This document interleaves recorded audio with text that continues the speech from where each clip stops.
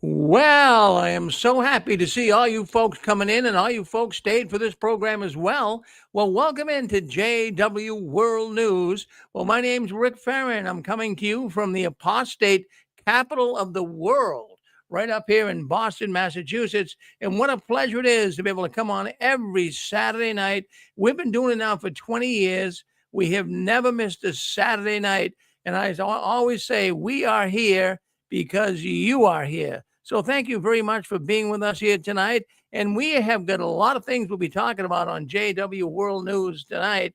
And what I think is really of interest here is you got to really think about this. I've got some numbers for you that's going to really be astonishing, and I'll be glad to share them with you during the news. Uh, the figures are now in on how many ex Jehovah's Witnesses do you think there are? Think about that because we're going to bring it up tonight on the news. How many ex, that is former, Jehovah's Witnesses do you think there are? And then another thought we come up with, and we got the answer to it. How much is the Watchtower organization really worth? How much money? Have you thought about it? How much money is the Watchtower organization really worth? We'll be talking about that tonight on JW World News as well. But friends, I want to tell you something. We've been doing this program, like I say, for 20 years, and when you really stop and think about it, there really has been a lot of news as of late of all of the different newscasts I've been doing every week. In the last year, I have to say, I cannot really even believe the amount of people that are coming in and wanting to hear all about Jehovah's Witness news. And of course, these individuals that are leaving have already left. Some of them are doubting witnesses as well. But we went on TikTok this week for the first time. We're starting to go on there posting. And I've been told, Rick, get on TikTok. A lot of people are in there. So we put a post up just this week. And already we got 21,000 views. So even on TikTok, there's a lot of people that are wondering what's going on behind the curtains of the Watchtower. Well, let me talk about what's going on here tonight. And I got thinking that the Watchtower knows it, and I think we are all knowing it. Deep down, don't Jehovah's Witnesses feel something is wrong? What do you feel about that? I mean, deep down in their very soul, they go into the meeting. You get a lot of people going for many years. Don't you think deep down that they'd really be concerned about what's going on in that organization with all the changes, with all the empty seats when they go to the conventions, empty seats at the Kingdom Hall, all the compressing of Kingdom Halls? Well, let's shut this one down, send the people from here over to this one. I mean, don't you think? Really, no. I mean, I know Jehovah's Witnesses, many times I say they have a grade level 5 mentality. Well, a grade level 5 mentality would be when you're in the 7th grade. When you're in the 5th grade, grade level 5, there'll be 5th grade, obviously. How will you be 11 years old? Now, when you're 11 years old, you don't know if Santa Claus is real. You don't know if the Easter Bunny's real, the Tooth Fairy. You don't know yet. You're going from a kid to a young man or a young woman. So I've always said the witnesses have a grade level 5 mentality, but some of them got to be waking up. Not all of them are grade level 5 candidates. I'm sure there's some in there that's starting to wake up and smell the coffee. And why wouldn't they be? I mean, how did you feel when you left? Something must have got you thinking. A little flaw here or there. Obligation. They get you with obligation. They get you with obligation, Pixie? Yeah, they get you in this schedule, and they get you where you feel obligated, like you're obligated to God to show up. And really, that's not in the Bible. They had a couple festivals a couple times a year, but this compliance, this obligation, then your family gets on that schedule. And what's the head of the house supposed to do? Tell his children, well, I was wrong? this organization is wrong. They've taught their children from birth up that this is how we're supposed to do it. I think that it's more than habit. It's feeling obligated. Well, I'll put that in the equation here. Yes, they do. It's they feel obligated to continue following Jehovah's direction. But in terms of Pixie, I'm sure you experienced it, and I did too. I first started waking up. At first, I didn't want to believe it. I mean, geez, I put my life's resources, my efforts, all of my energy into this organization. You didn't want to find out it was a fraud. But I did. I started connecting dots. I saw one little flaw, and then I saw another little flaw and another little flaw. And before I knew it, I said, "That's it. This is not a true religion. This is a scam." And so right now, And it's really hard to do something else. And then the family, we did something else for a while, and we were happier as a family because we weren't on that pressure of, well, it's a school night, but you have to show up for Thursday. And I've got to get dressed and I've got a part on the meeting and all like that. And so I think it's hard on the adults too, because they've taught their children this is the only way to do it. So if they were to take, let's say, 2 weeks away on a vacation, and some witnesses go to Kingdom Hall on vacation, which we never did, if they can really get away, like with COVID, that put common sense back at the forefront of the family, and they were out of the obligation loop. And a lot of people said, well, when this is over, I'm not doing that again. all right. Well, I mean, obligation. Okay, let's let it go at that. So there's obligation why people are going, but I mean, that doesn't negate the fact, even though they feel obligated to go, that doesn't negate the fact that they smell something's wrong. They're saying something. I think there's a lot of people that do, and I think that that's been going on for years. And then they're like, well, what do I do with that? And then they go home and look at their Bible and say, well, it didn't say that, or that doesn't make sense, or they want us to follow their direction, even if it's wacky. They say they're going to give us wacky information and we're supposed to follow it. Well, yeah, we won't get too deep into the weeds here. A lot of people are leaving. Yeah, well, they're leaving, but I mean, there's a lot of them that are going to the Kingdom Halls, PMOs, as we would call them. And, even when I first found out some of these flaws I was picking up on in the Watchtower, you really didn't want to hear all of this.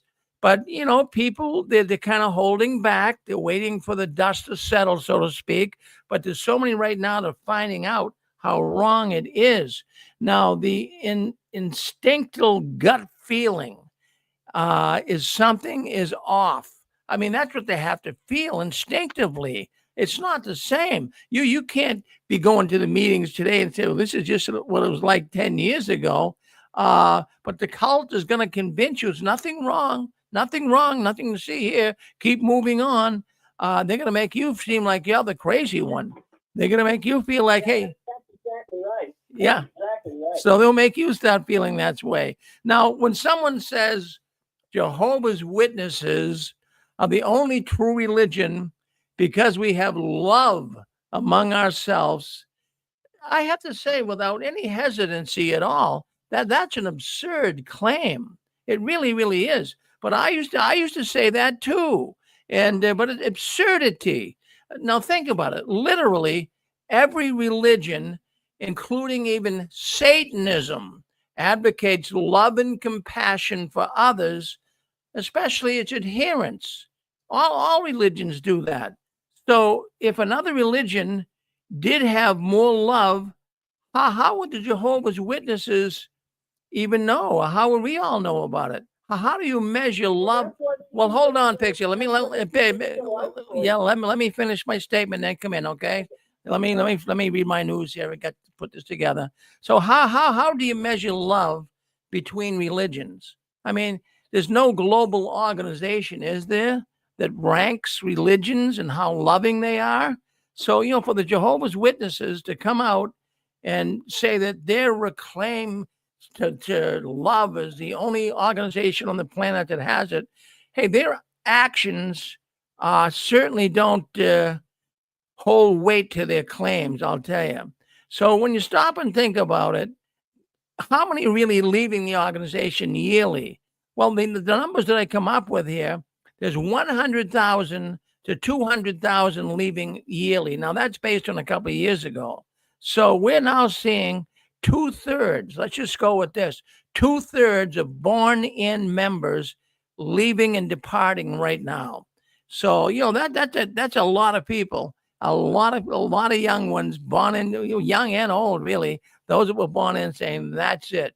So, another thought I got thinking about too, on the subject of love, we're the only loving organization. Well, they don't have love.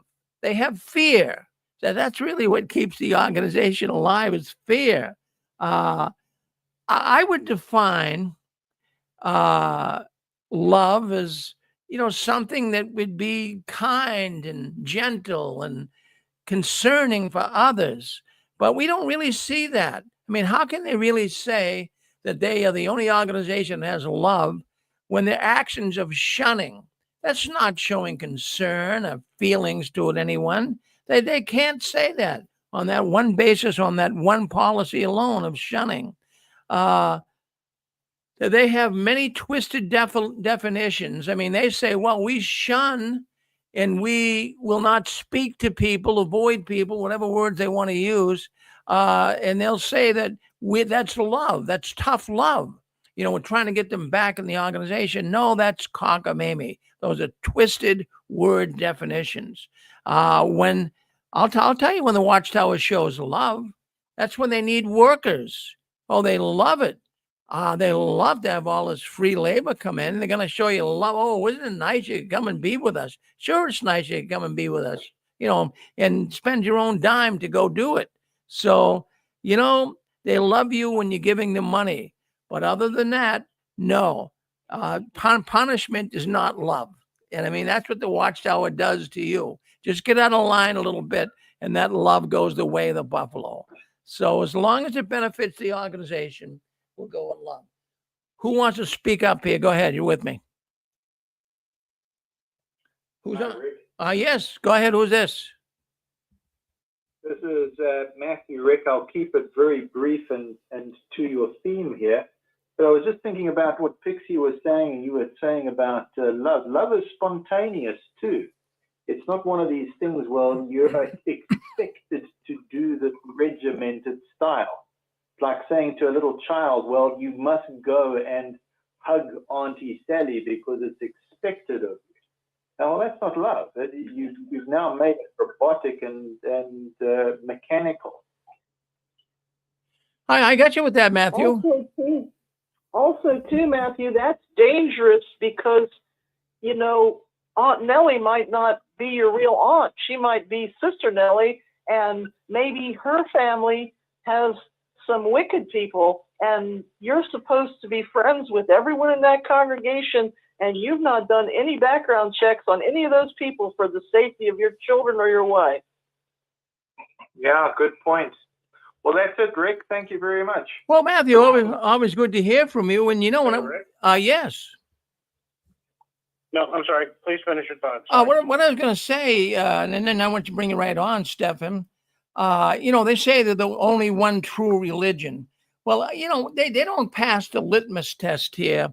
When I think of, a true religion, one that really professes to want to speak the truth and show love, I would think that they would be at the forefront of child sexual abuse reform, instead of using donations to fight those who have committed wrongdoing, sexual crime in the Watchtower. They use funds to help those people.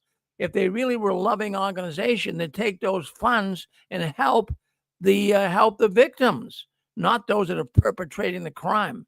So how wrong that is. What do you think, Stephan? I totally agree. And Pixie just made a point about how COVID was kind of the rubber meets the road. This economy is going to be another rubber meets the road.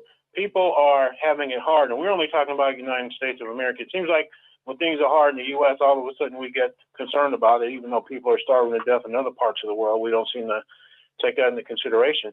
But my question to a witness would be, didn't Jesus said that his disciples would be known by the love that they show? What love do Jehovah's Witnesses show for the world at large? Now, of course, they're going to say the preaching word, because that's all they can say. And then you say, okay, that's all well and good, but can I really be receptive to a message if I'm hungry? What does the Jehovah's Witnesses take in millions of dollars every year for charitable things in countries all over the world that will give them the money? What do they do charitable with that money that benefits the witnesses as well as the non-witnesses, the same way Jesus did? These are the kinds of questions we have to ask these witnesses to get them to think, because they're going to know that Jesus fed people, he taught people, he healed people. We don't heal today, but we can certainly sponsor clinics and hospitals and the doctors and the staff that work in them. So if Watchtower's taking in all this money annually, and they do, they can't say that they don't, because they've even appealed to them to write letters to Russia to get their money, write letters to France to get their money, so forth and so on. What did they do that's charitable? Where is the love? How can this be the one true religion when they don't show love and they don't do anything for anybody? Thanks, Rick. Well, you're absolutely right, Stephan. Absolutely right. Anyone else want to weigh in? I got a number of people. How about let's see. Well, let me check here. I got a lot of people calling in here tonight. Let's go with 602. 602, come on. You're on with us. Hey, Rick, what's up? It's Gilbert. Hi, Gilbert.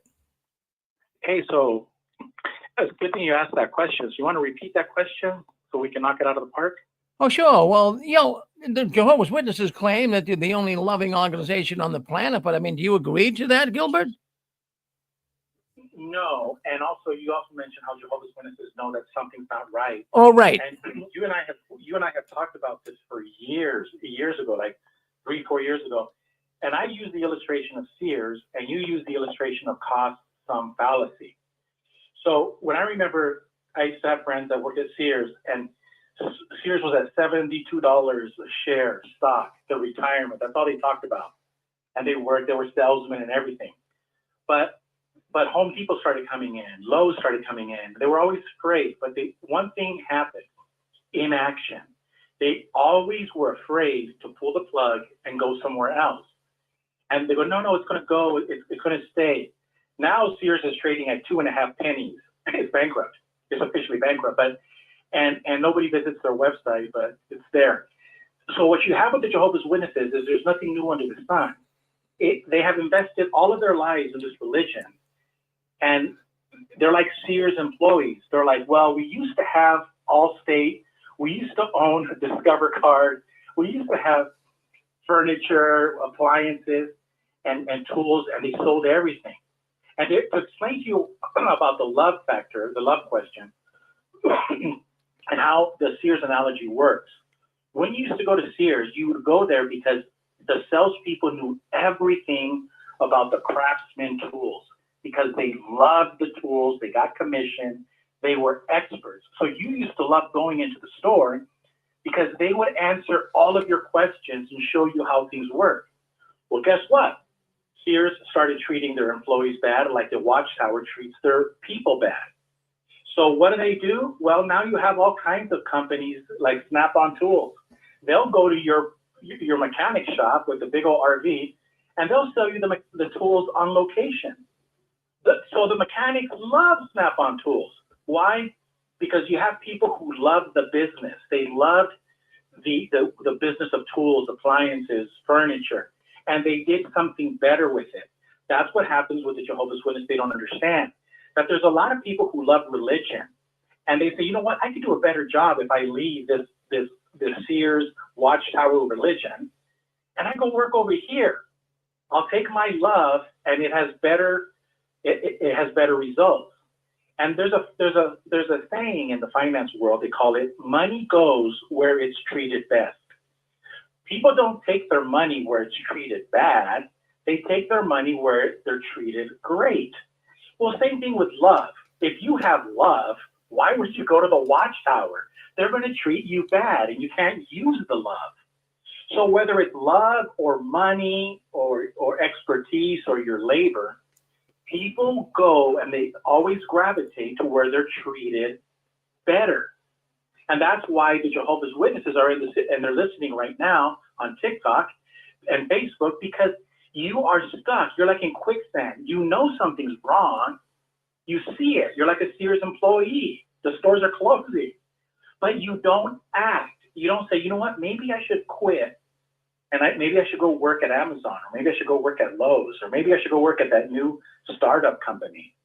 They can't do that because of what you would always say is a cost sum fallacy. They've invested everything into this religion, even death. They even went to the hospital and they didn't take blood. It has to be true. They didn't get married to the girl that they fell in love with because she was worldly. Jehovah has to come through. So that's what we're at right now, and that's why Jehovah's Witnesses, when they use that expression about love, no. Love, like money, like everything else, always goes where it's treated better. So I hope I made you look good, Rick. Oh, Gilbert, you always make me look good. Thank you very much. I really appreciate that comment. And Gilbert, I got thinking too, some of the things that really disproves their Watchtower claim of them being the only ones that show love. I think in terms, it was at the district convention, at the regional convention, I should say, this summer, they had a video on a man that was approached by another so-called witness, loyal witness, and he was speaking of some of the flaws and some of the things he was finding out about the Watchtower. So this bothered the loyal witness, so he went and told an elder. It bothered him that he went and told an elder. I'm thinking, this organization, they rat on people. I mean, really, they police everybody. That's not loving to do that to someone.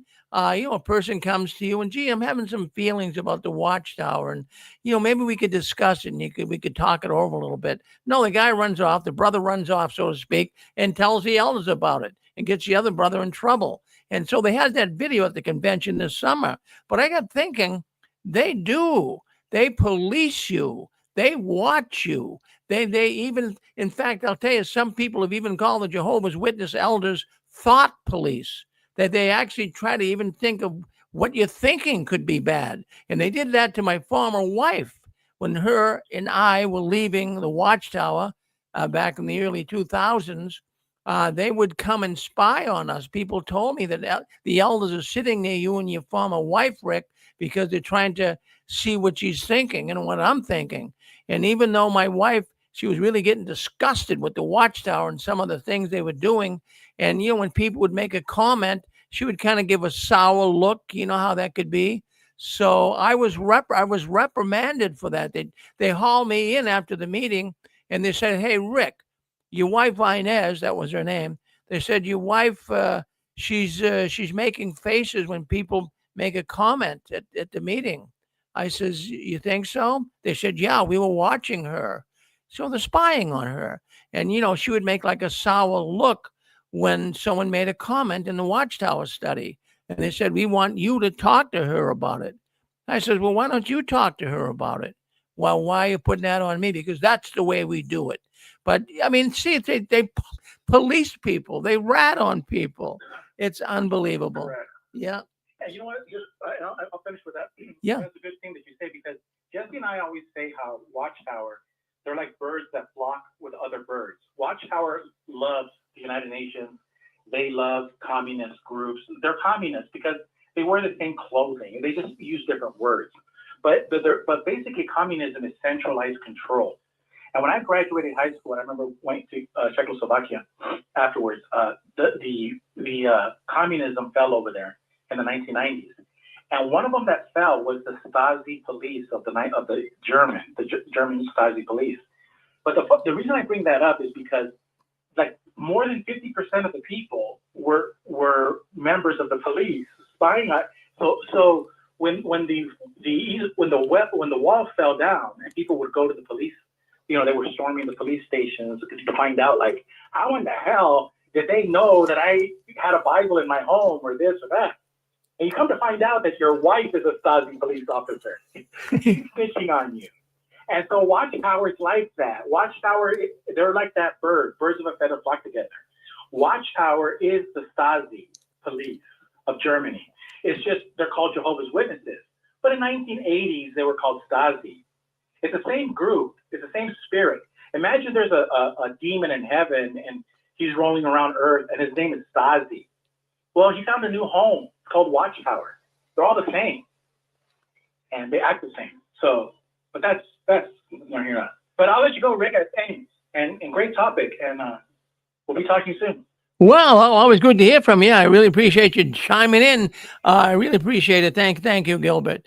Well, you're on the 6 screens, JW World News. We're glad you're in here with us. We're trying to keep you right up to date on what's going on behind the curtains of the Watchtower. Did you see the January 2026 Watchtower magazine? I hate to have to read some of this stuff, but before I do the news, I have to kind of keep up with it.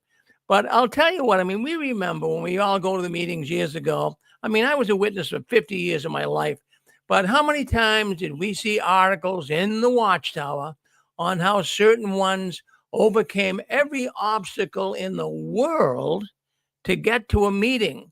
I mean, even to the point, I know we kind of make fun of it on the 6 screens from time to time, but you remember that they would say that there were people in Africa that have to walk through, crocodile filled rivers to get to the meetings and lug babies on their back and walk 10 miles to the meeting and 10 miles back. We've heard all those stories. Well, the Watchtower, see, they know that works. They know that if they can make people feel guilty, they're going to come to the meetings. Well, they're pulling the same trick in the January 2026 Watchtower. And it reminds me how the Jehovah's Witnesses have always tried to get you to the meetings, even though they're the most boring place to be in the world. They try to get you there all the time, and they would make it feel like if you don't go to that meeting, Armageddon comes, you're a dead duck. I mean, that's what they made you feel like, right? So anyways, I'm going to read you. Yes. Who's this? Yeah, it's King of the Dawn. Yeah. Do you remember me? Of course I do. Well, wait a minute. You go by, you're from Oklahoma.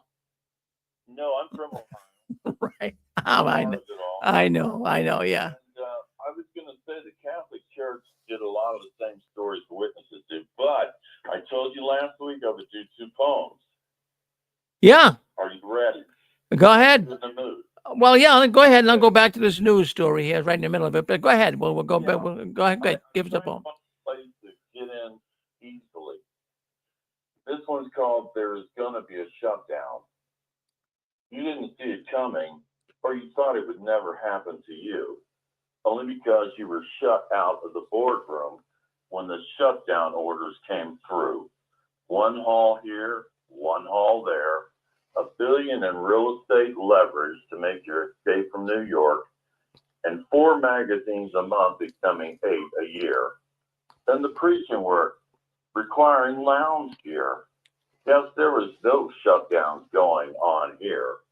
While they jettisoned some corporate bylaws and casual Fridays were permanently here, but no one ever detected that a shutdown was near. Well, didn't they tell you they needed money 7 ways from Sunday? Well, all the time pretending to need billions on old movie technology? And now you're just a dum-dum in a conundrum going through a worldwide religious shutdown, which is as close as you'll ever get to the Great Tribulation. Yes, you didn't see it coming because you didn't want to, when all the signs were clear, because they convinced you the end of other religions was near for 150 years. And impressive corporate sleight of hand, I must say, for true believers who were always willing to close their eyes on command, so they never saw the shutdown plan, and they didn't want to. And now I've got a second one. Well, before you go to the second one, let me ask some questions about the first one.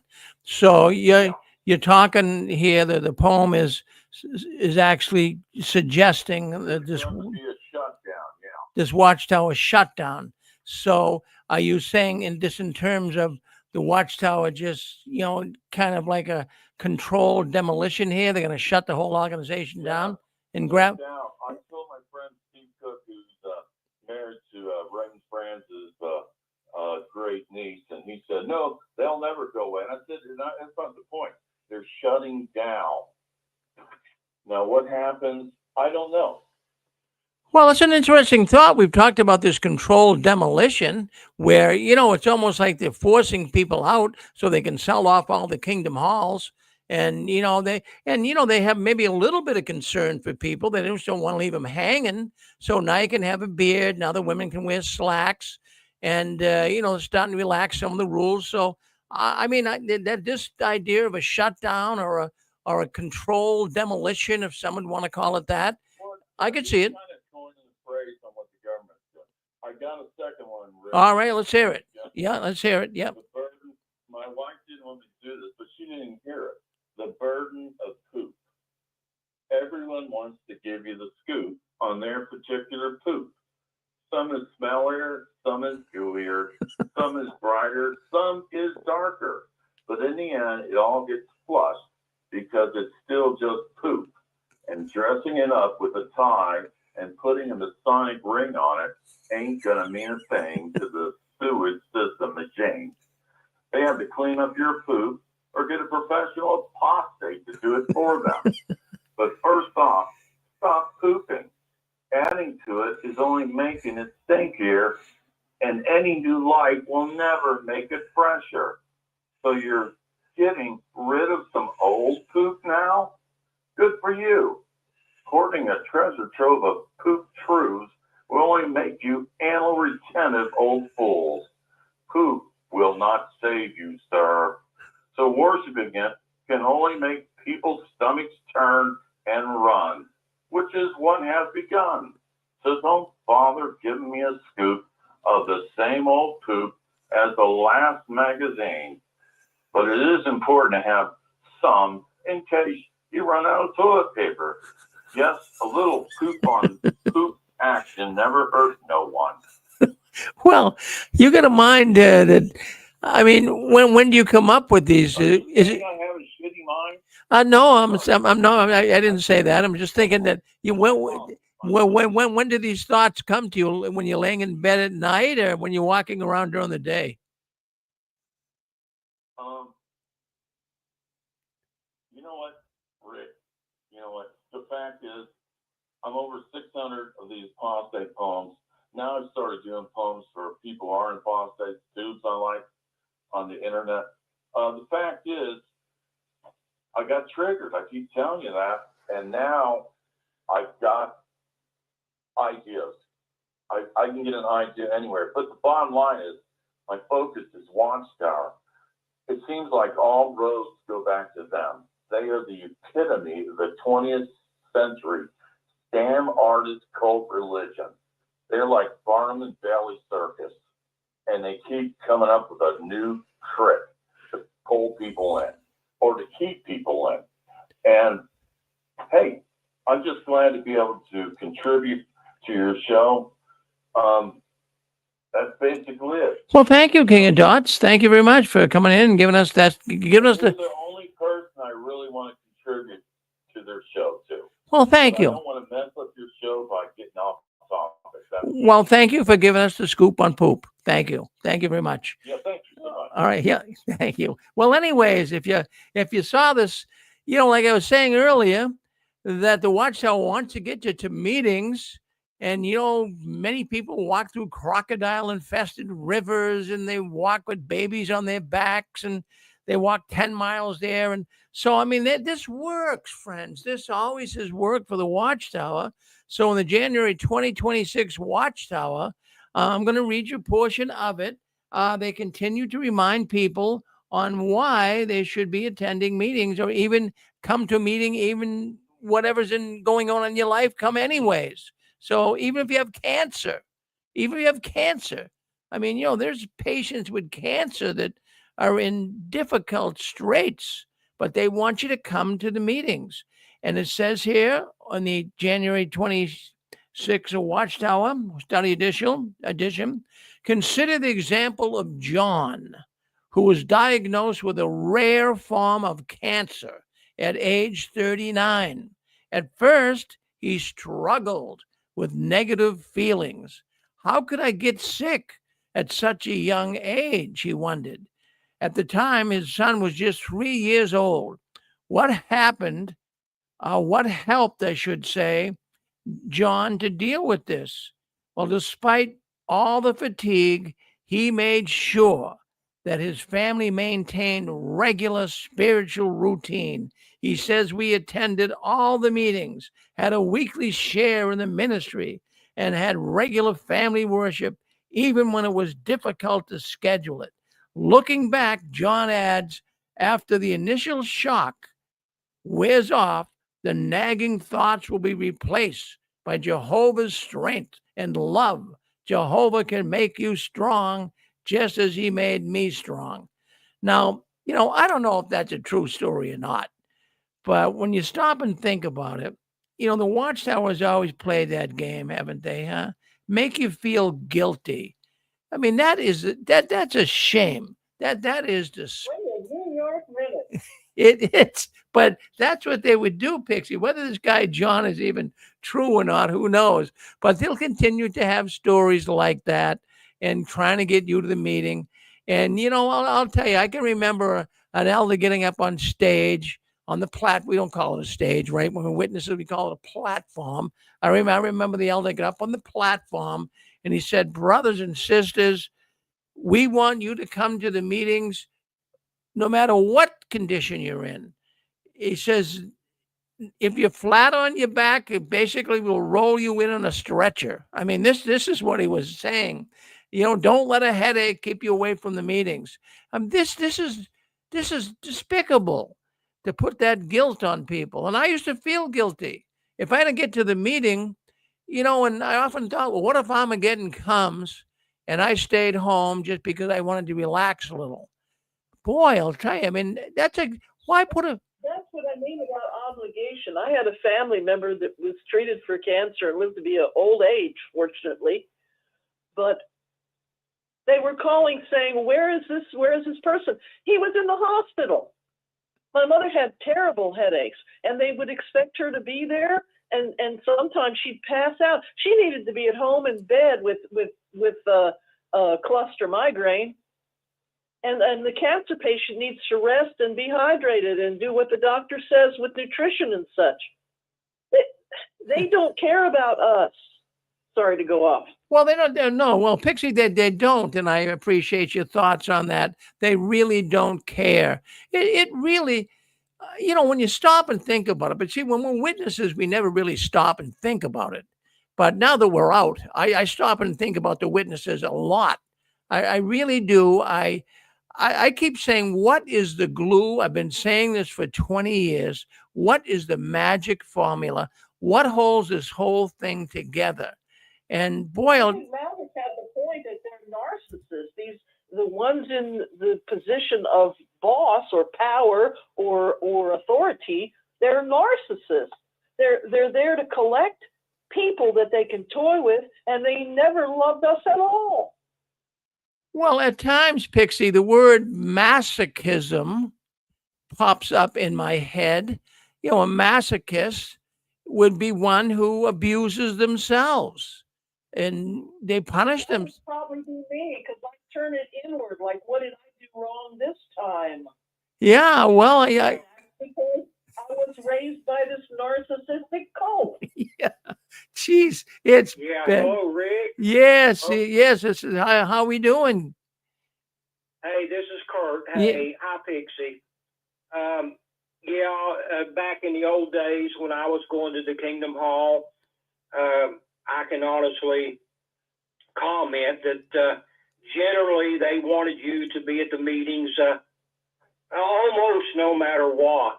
I wanted to go back real quick to your first topic about the Watchtower being the most loving organization. A couple of comments real quick on that. I was a little disappointed with the love in the organization. There was some there. I think it could have been better. But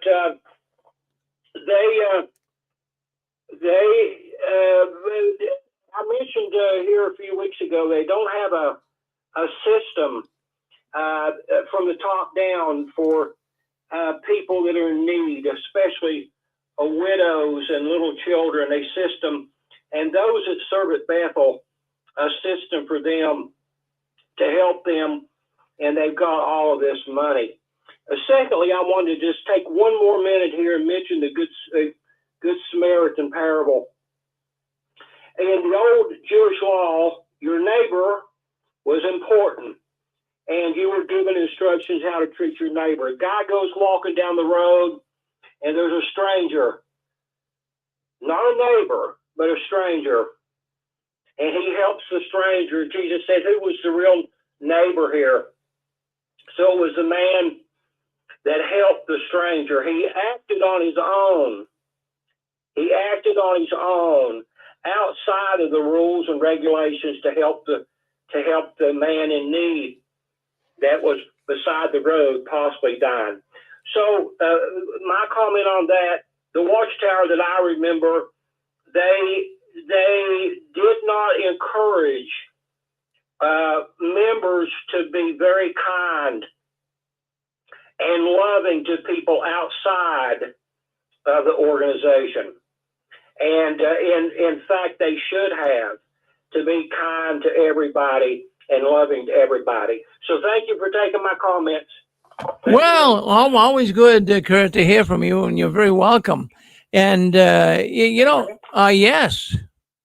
Hello, Ray? Uh, How you doing, Ray? Hello? Can you hear me? I can hear you good. Yeah, who's this? How you doing, Ray? My name is Mark. I'm calling from San Antonio. I mean, I've called the program before, but first of all, I want to say I love your program, Rick. I listen to Six Screens every Saturday. I mean, you sure touched me with your program, Rick. You hit the nail on the head. I love it. Well, thank you. Well, I wanted to tell you, Rick, I hear a lot of noise. Can you hear me, Rick? I can hear you. Yep. Okay, I wanted to say, you were talking earlier about why witnesses, why they see something don't smell right, something don't seem right, something seems off, but they still go with it. They're starting to question, but they still stay in the organization. Rick, you were talking about that earlier? Yes. Okay, well, I'm going to tell you, I'm a fourth-generation witness, or I was. I mean, my family goes back in the Watchtower with the Jehovah's Witnesses, but 3 generations, and kind of gets me. My father, he was an elder, he's been an elder for the past 25 years, and my siblings, they're still in the Watchtower.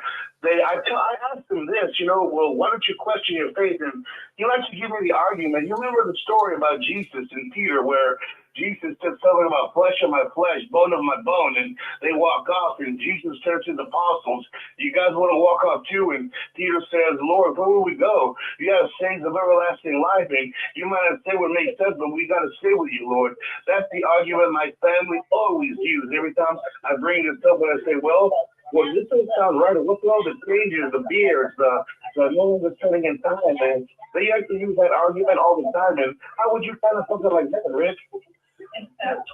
Well, yeah, well, no, I guess it's hard sometimes to come back with something like that, because they always pull the scriptures on you. But what you hope to do? I mean, it's very hard to enter the atmosphere of a witness. I mean, they're going to burn up in their atmosphere. Yeah, there's a lot of background noise. Hi, who's this? A lot of people on the line, right? It's hard to hear you, Rick. Yeah. Oh, hi, Rick. It's Nadine. And Oh. I'm at that meetup. Oh, okay, Nadine. Hold on 1 second, and I'll get right back to you. Okay, I'll bring you right on. Hold on. Okay, 1 second. Okay, it's loud in here. So. Is it okay? Well, we'll try to do the best we can. Okay. All right. I'm gonna mute myself and then tell me when you want me to come on. Okay, I'll do that. Yeah. I'm sorry, Mark. Okay. Yeah. I'm sorry, Mark. Yeah, that's okay. Yeah, we had the meetup, some people coming in. But Mark, it's very, very difficult to come back and really even question a witness, or they're going to throw all these scriptures at you, and it's going to make you feel like, they do that to you. And, you can't, and they're not really listening to you. They're thinking while you're talking what they're going to say next. So it's very hard. Rick, that scripture was translated wrong. It says to whom. So they're supposed to stay with the Christ, and it wasn't referring to an organization at all. Yeah, thank you, Pixie, for bringing that up. Say that again, Pixie.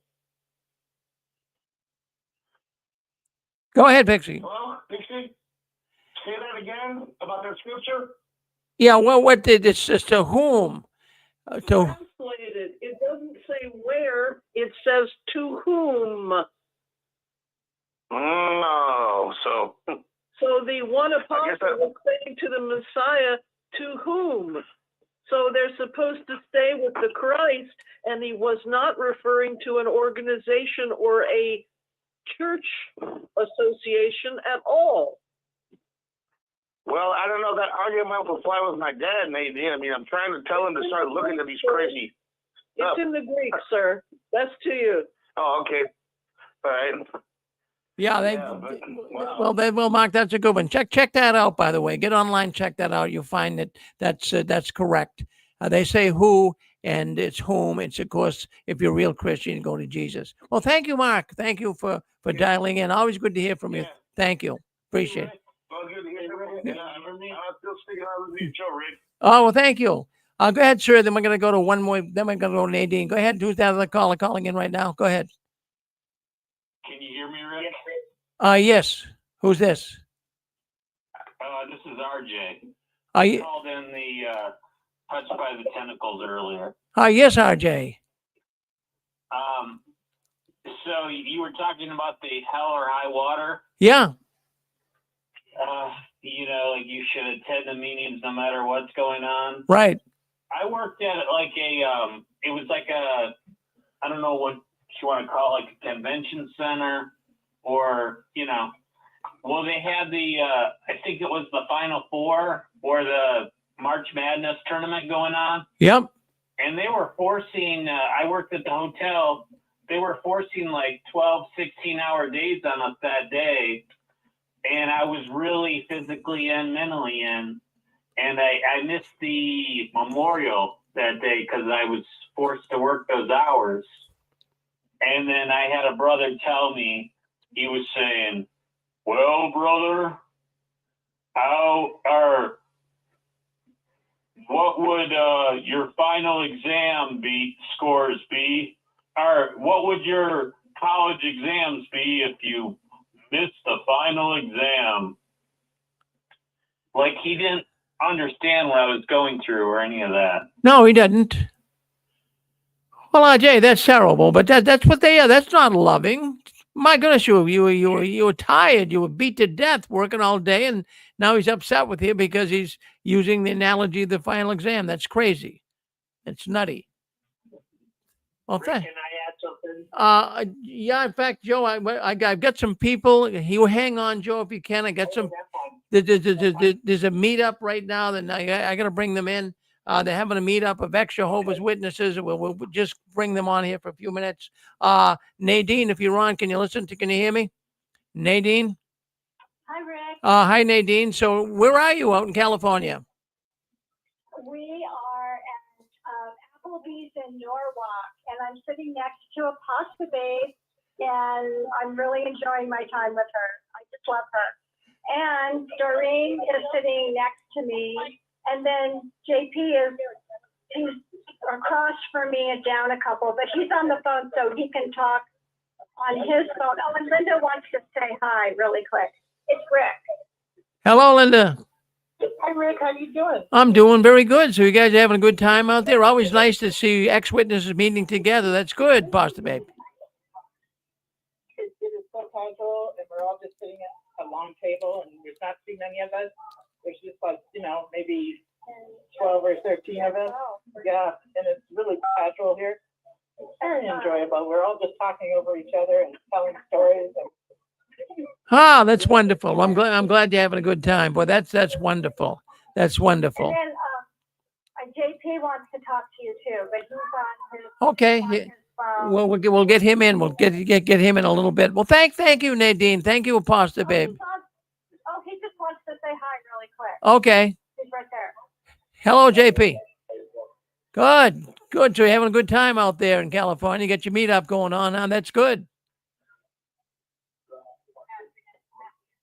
Yeah, more and more people are having meetups like that, and this is really good to see this all happening. The ex-witnesses are starting to get together. See, you do have friends when you leave the Watchtower. You do have friends. Well, all right. Well, we get a lot of background noise, but thank you guys for checking in with us. Thank you, JP. Thank you, Nadine. A little hard. Thank you. Okay, bye, Rick. All right. Bye, Well, Rick. bye-bye. Bye now. I'll talk to you later. Thank you. Thank you. Bye. Well, there you go. That's Nadine out there at the meetup. Boy, more and more of these ex-Jehovah's Witness meetups. It's really amazing because, you know, the Watchtower says when you leave the Watchtower, you have no friends. Well, look at all the friends we had. And, of course, we had the convention up here, an ex-Jehovah's Witness convention, first of its kind. We had that in August, 1st, 2nd, and 3rd. We had 350 ex-witnesses, opponents, critics come up here. It was wonderful. Let's go to Joe D'Addario. Hello, Joe. Is Joe on there with us? Hello. How you doing? Joe, yes. Yeah, no problem. Hi, Joe. How you doing? Good, thank you. I wanted to share a brief experience. You know, you were talking about the pressure they put on witnesses. We had back then they didn't call them helpers. They called them the given ones. I don't know if you remember that term. Oh, yes. Yeah, there was new light, so they were called the given ones. And then they changed the term to the helpers. Well, we didn't have our district overseer, and we were actually hosting him. But the Watchtower sent one of the given ones, and he's always on their JW broadcasting. I see him all the time. But he gave this talk about putting pressure on people. He was talking about a scripture, and I know it was in either 1st or 2nd Corinthians about being whole souled. And he asked a question. He said, he was talking to the audience, and he said, "Are you whole souled, or is there a hole in your soul?" And he said, "Brothers and sisters, if you are not making the meetings and putting emphasis in the ministry, you have a hole in your soul." So after he had left, because we were hosting him for the special assembly, our presiding overseer decided we really need to start doing shepherding calls because we weren't doing them. And so I'll never forget, I was assigned with another individual, and we went to this poor sister. She had 4 kids. She had a non-witness husband. And, you know, when you are working yourself to death, you cannot make all the meetings, and you're not going to be, back then they used to count time, you're not going to be a 10-hour, 15-hour publisher. And I made the biggest mistake. I was a yes man for the Watchtower at the time, and I told her about the talk. And I told her, I said, "Sis, you gotta start working on your meeting attendance and the field ministry." After we shared a couple scriptures, I will never forget. I got home that day. She called me. She was crying, and I was one of her favorite elders, but she was so hurt that I would go to her house knowing that she has a non-witness husband. She's trying to take care of 4 kids, and I'm putting pressure on her to be regular at the meetings and regular in the field service, which was impossible for her anyway because she lived 25 miles from the hall.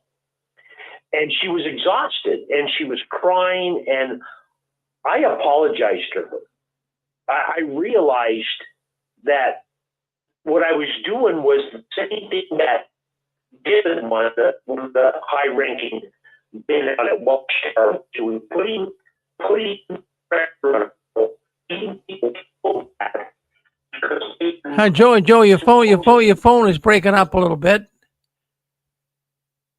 Okay, I'll just end it here.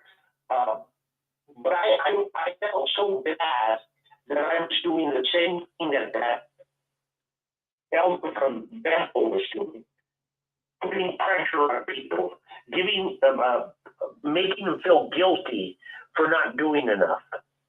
Thank you, Rick. Yeah, that's better now. Yeah, well, thank you for showing that sister some consideration and kindness. Most aren't as kind and gentle as you would have been, Joe.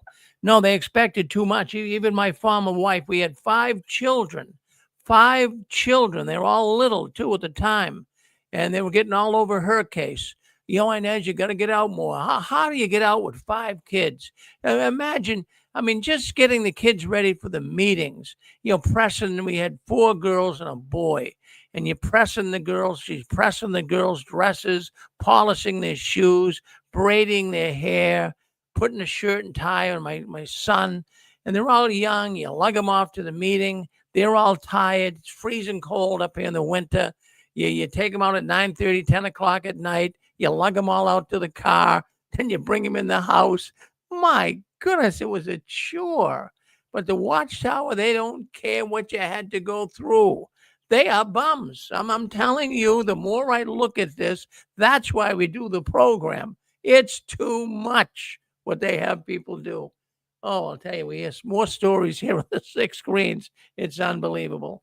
Well, we always love Joe Didario, and you're going to be hearing more of him. He's got a special show coming up in November. Joe has got a special show he wants to bring on. So we're looking forward to Joe. He hasn't been a stranger here to the 6 screens. He's a very articulate man. He knows a lot. He's a former elder, and we're looking so forward to his program. He has a special program coming up in November. Well, let's take a look and see what else is going on behind the curtains of the Watchtower. Now, I do like this. This is the best news I've heard in a long time. Well, we've been hearing a lot of it lately, but Sweden. Did you hear about the Jehovah's Witnesses in Sweden this month? Well, the Jehovah's Witnesses may be without government subsidies. So you say, well, what is that all about? Well, I mentioned here numerous times that in many countries in Europe, what goes on over there in Scandinavia area is the witnesses, they get subsidies or money from the government for every member that they have. Whether Jehovah's Witnesses, if they have a million members in Sweden, then they would get money predicated on 1 million members. And the Catholic Church the same way. What they do in Europe is they give money to these churches, hoping these churches are honest and truthful, and will give the money to the people in the church who really need it. I mean, I'm sure that's not fail-proof, right? I'm sure it happens. A lot of these scoundrels take off with the money, including the Watchtower. But to make a long story short, this is not the first we've heard of this. Norway, as a matter of fact, right now the witnesses are fighting Norway. Norway is costing, well, they're taking away $1 million and close to $1.5 million a year. They're taken from the witnesses' charity that the government would give religions because they say that Watchtower doesn't meet the criteria of their religious conditions. If you're going to be religion, you have to show love. You can't shun. And the country of Norway says, no, Watchtower, we're taking your money away. We're not going to give you that $1.5 million a year because you shun people. So the Watchtower's got them in court right now. In the next 6 months or so, we're going to have an answer on that. And it looks like the Watchtower is going to lose. But then when we see Sweden here, and there's other countries too that have the Watchtower under the microscope right now. Numerous countries, France, we talked about that last week. France is now looking into the witnesses. Belgium, Japan. Now, that's what I wanted to bring up too, is Japan is looking quite aggressively at the Jehovah's Witness movement in Japan. And what Japan is ticked off with the Watchtower organization is the way that children are treated in the Watchtower, not only being sexually abused, but flogging, too much heavy discipline, parents that hit the children and hit them hard. and Japan's ticked off over that. So they're investigating the Watchtower for those conditions. And then, of course, they say Norway, they're investigating because of shunning. And other countries, Belgium, for example, Belgium does not like the child sex abuse that's being covered up. So you have all of these countries. And in Russia, I mean, they're banned in Russia. Russia says the Watchtower extremists. They put them in the same category as terrorists. So we have these countries that are coming down big right now on the Watchtower. And what I wanted to mention here, you probably ask, well, why is Sweden? Well, what's Sweden's issue? Well, what's happening with them? Well, why are they beating up on the Jehovah's Witnesses? Well, I'm going to tell you, it doesn't really have to do with a child sexual abuse. It doesn't have to do with children being disciplined too hardly and badly. It has to do with the Jehovah's Witness organization is not including anyone who wants a life partner of the same sex. In other words, yeah, they don't feel that a religion has the right, if they're going to get money from Sweden, a religion does not have the right to exclude anyone who wants to have a partner of the same sex, a homosexual. Let's go with that. So Jehovah's Witnesses, they're fighting themselves out of a tough situation here. So in order to get, I don't know how much money they're going to get in Sweden, but I know it's like close to $1.5 million a year in Norway. And they've been getting that for 20 years, more than 20 years. It's just oodles and oodles of money they've been getting. So they're losing it from Norway. They're not getting it right now. It's under appeal. And now we have Sweden coming down to the witnesses. Now, are the witnesses going to say, okay, we will now approve of homosexual marriage? I rather doubt that's going to happen in the witness world. So they're in a pickle unless they start changing things. I mean, they've been changing everything else, right, in the last year or two. So maybe they're going to have a new position now based on homosexuality. I mean, I'm not trying to read more into it than there is here, but I know in Norway, they certainly tried to do a little tap dance around Norway not liking the idea that witnesses shun people. You know, they changed the term from disfellowshipping to remove. They were trying to lighten the load a little bit to get Norway to kind of rethink to give them the money again. So we have these countries. I think it's wonderful that we have these countries that are now coming down on the witnesses. And I talk about this all the time on the 6 screens. You know, it's one thing to have us apostates speaking out and us activists speaking out on YouTube and Facebook and TikTok and all the people in the forums and Reddit. It's one thing to have all of us speaking out, but to have governments coming down on the witnesses, this is beautiful. I mean, this could really cripple them, and it's going to hurt them in the pocketbook, and that's where it really hurts. So the organization right now is really getting blasted. I mean, really. And I'm not looking through rose-colored glasses here, friends. They are getting blasted, and it's music to my ears. This religion isn't going anywhere. I don't see how they're going to continue to grow. I don't see it. Jehovah's Witnesses, they've got to reinvent their organization, and they've been doing it. They got to reinvent it. The old vehicle that they've been using for years is not working, and there has been periods in history where they had to reinvent themselves, and that's going on big time right now. In just a few years, this organization, this religion, as they call it, will be totally unrecognizable. It's almost that now. If you were in the witnesses since the 60s and 50s, you'd have to say it. It's unrecognizable. I think most people out there will agree with me on that. So what do you think? You think it's good to see these? It's unrecognizable. I think the Episcopal Church just split this week. And it may have been with the gay life partner issue. I'm not sure. But the thing I saw this week was the big cathedral, the big Episcopal cathedral, and they had this special effect Jesus. And then a European church had one too. and it looks like Jesus is made of clouds, but it's some sort of marvelous special effect. Well, they're all going to have to start caving in. If these, you see that on YouTube with the we'll call him Fluffy Jesus. I didn't see it. No, I didn't see it, Pixie. No.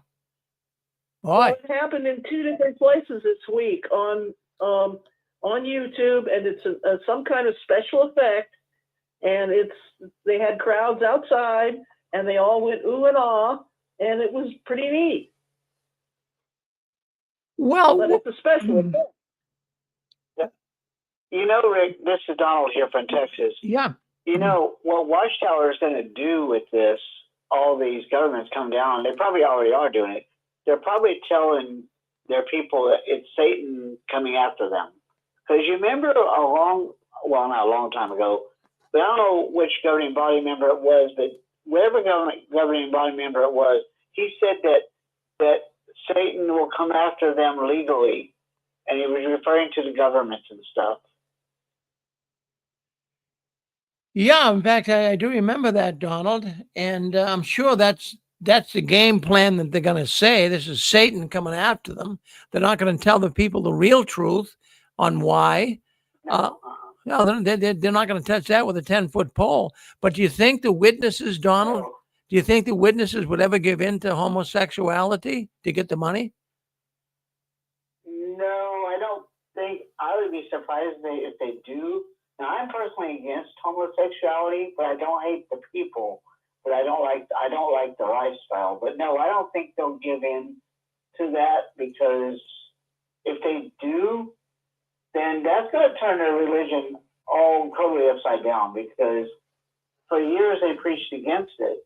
But to give in to it just to get money, that would really show people that they're not what they claim to be. Of course, they aren't what they claim to be, but that would prove it even more, because if they give in to that just to get money, it would be obvious, you know. Boy, I'll tell you what, that. So, yeah, I don't think they'll give into it. Yeah, I don't think so either. But boy, you never know what's up their sleeve. I don't know. It's terrible. But I'm sure other religions will. I'm sure other religions will say, "Fine, we'll bend the rules here." They'll come up with something. Yeah. Yeah. Yeah. Unreal. It's a dangerous religion. I mean, because you don't know what changes are coming up, and today's truth is yesterday's truth. Or I'm sorry, what am I saying? Today's truth is tomorrow's apostasy. Well, that's a good way to put it. The witnesses. I mean, what's true today with them, years from now, they won't be using it. And if you try to use it, they'll say, "Oh, you're an apostate," you know. Yeah, well, I'll tell you, but Donald, I'll tell you what, nothing shocks me anymore. I mean, the Watchtower is all over the map. I don't know where they're going to go with this one, but I mean, I'm sure. Well, I believe, I don't know what the population of Sweden is, but I believe it's bigger than Norway. And if they're losing a million, I think Japan's going to come down really hard on them at some point, because I've known Japanese people personally, and I'll tell you, they're very nice people, but they are the general populace of Japan, they love their children, okay? And they treat their families are brought up well. They're taught to respect people. And when Japan sees Watchtower doing what they do to their children, that upsets them, because, like I said, to Japan, the children are a precious thing to them. And to see kids beaten by their parents or whatever because Watchtower tells them to do it, that's not good. And I don't think Watchtower is going to survive much longer in Japan. Oh no, they're on the chopping block already, Donald. They're on the chopping block already. Yeah. But boy, all of a sudden, I mean, they've got so many fires right now. The Watchtower is trying to put out. I mean, just this week we talked about France. France is all upset with them for shunning. We talked about Norway, Belgium, Slovakia. There was 14 different countries that's giving them trouble right now. I mean, they're putting fires out all over the place, trying to. But boy, now it's going to boil down to money. And boy, when it comes to money, you know, the Watchtower loves it. I'm kind of anxious to see how they're going to handle this one, you know. They I won't be able to handle it very well because somebody said that it's coming at them from so many different angles that, you know, it's. I'm sure the governing body right now is going crazy over this because, you know, they probably don't know what to do. And yeah, they're going to send their lawyers and try to testify. Oh, we don't shun, we don't do this, blah blah blah blah blah. But anybody and their uncle knows they do shun. I mean, it's obvious that they shun. Yeah, it's a. Yeah, go ahead. You're on with us. Go ahead, sir. Rick and Donald and Pixie, there's a very important thing that stirs this all up. And Norway has just changed laws on psychological violence. Am I right? Yes, you are.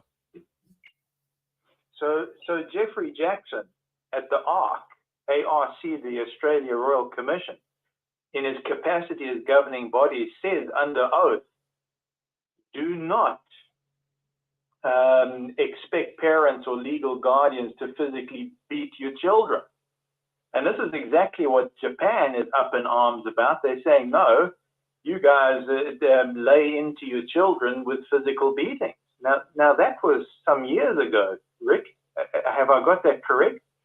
Yeah, that's been a while, but also within the last year, Japan, just I'd say 6 months ago, they're really coming back against them. Well, Japan, I'll tell you, Japan lost about 15 years ago a lot of Japanese witnesses threw the towel in, and they regained some strength in Japan, and now all of a sudden they're being exposed over there once again. So it's you can't have these countries, Matthew, come down on you like this, and that's right. So they got caught out badly this year because in July 14, they instructed Jehovah's Witnesses around the world that you can beat your children with corporal punishment. They did this. Now, here's where the psychological violence comes in. Every elder that now came forward and said, look, we respectfully want clarification because we're upholding obedient Jeffrey Jackson's direction not to beat children when he was saying that under oath. We're upholding that. But now this year, you've instructed the entire planet that you can beat your children. And any elder who respectfully raised that, you remove them. That's psychological violence. Because there's a difference between deliberately governing body. We could see that as deliberate obedience, but instead you are upholding the governing body and you remove them for them. Yeah. How do you fix this? Well, notice what you were talking about earlier. You were mentioning, there's a difference between spanking and beating. Spanking is not a beating. When you say it's okay to beat the children, that's serious. That's dangerous.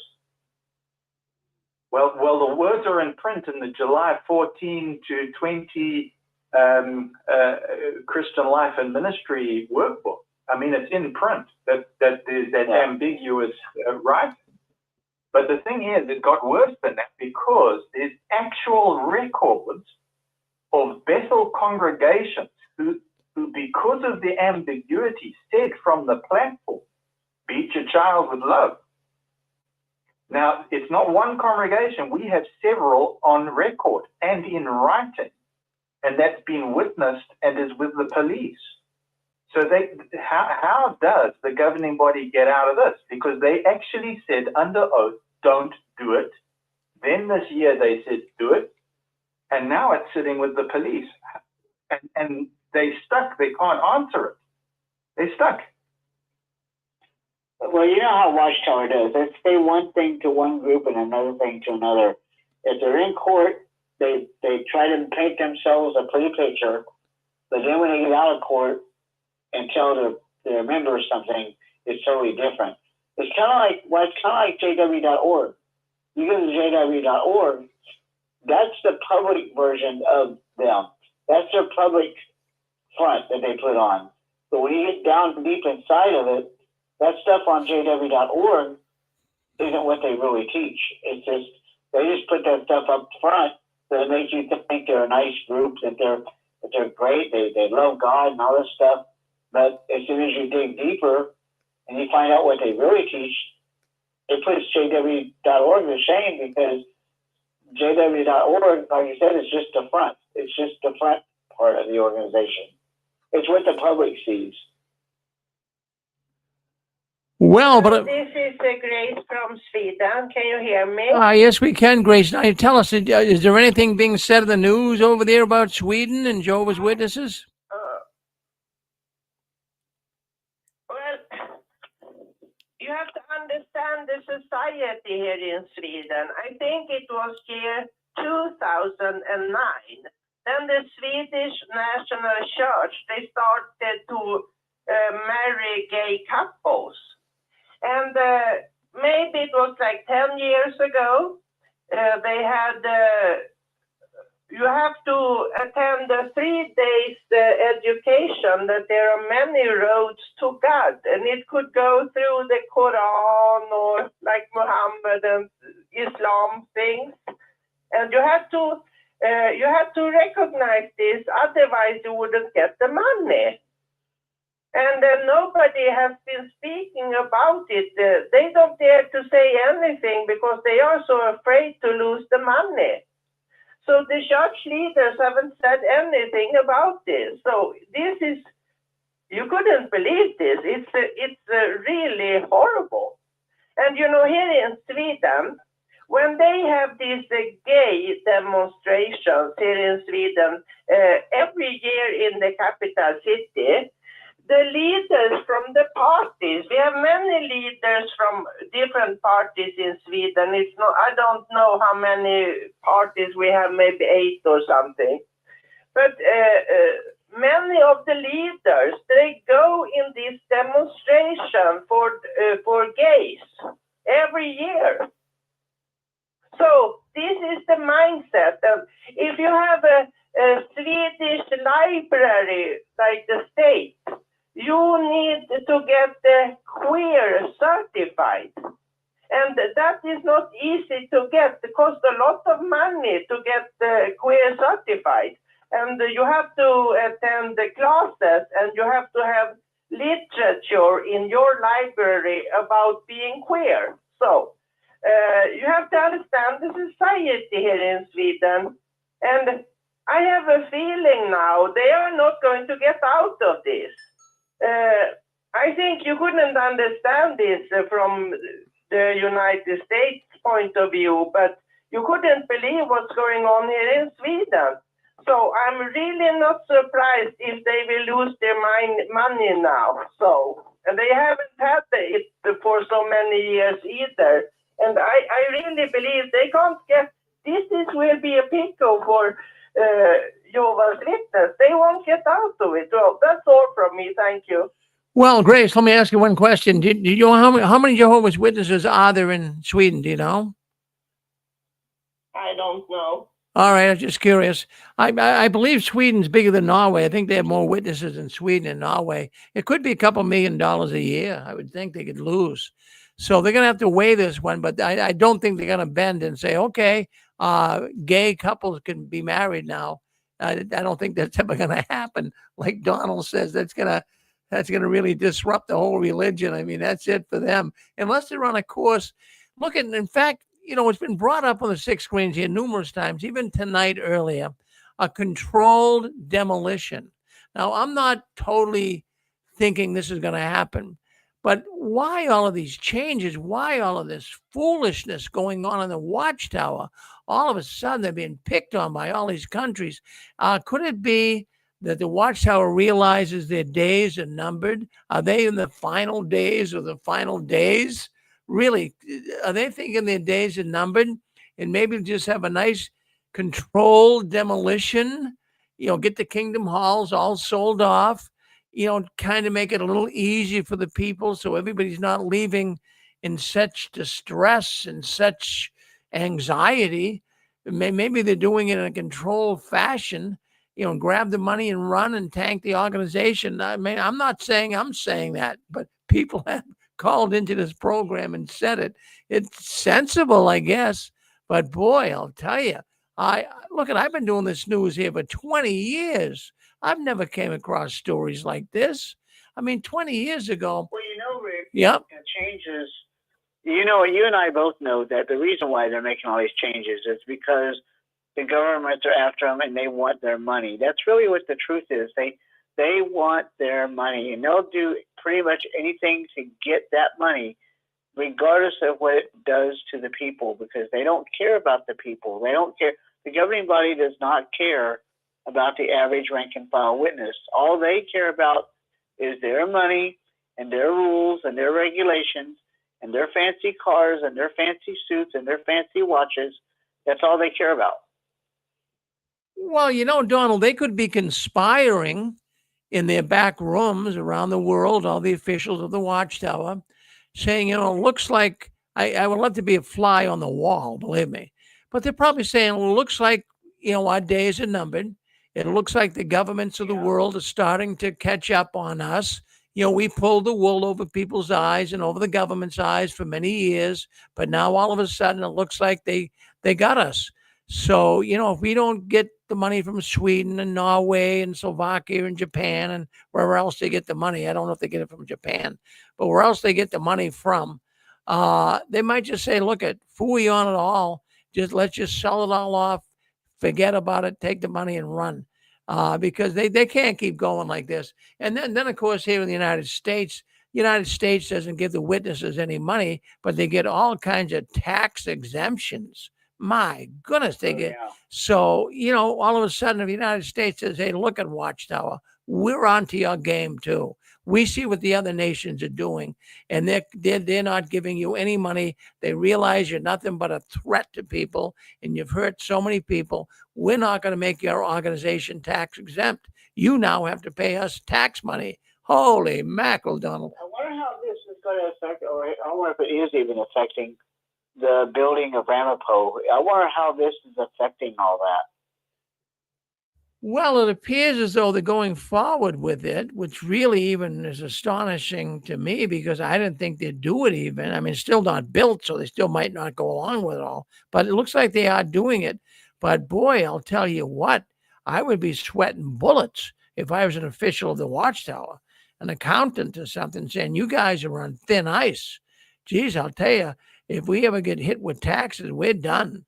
We're done. The real estate holdings just in America, think of all the Kingdom Halls, Assembly Halls, Watchtower buildings, Watchtower headquarters. Oh, Rick, if I were president, if I were president today, I would sanction that organization to the hilt.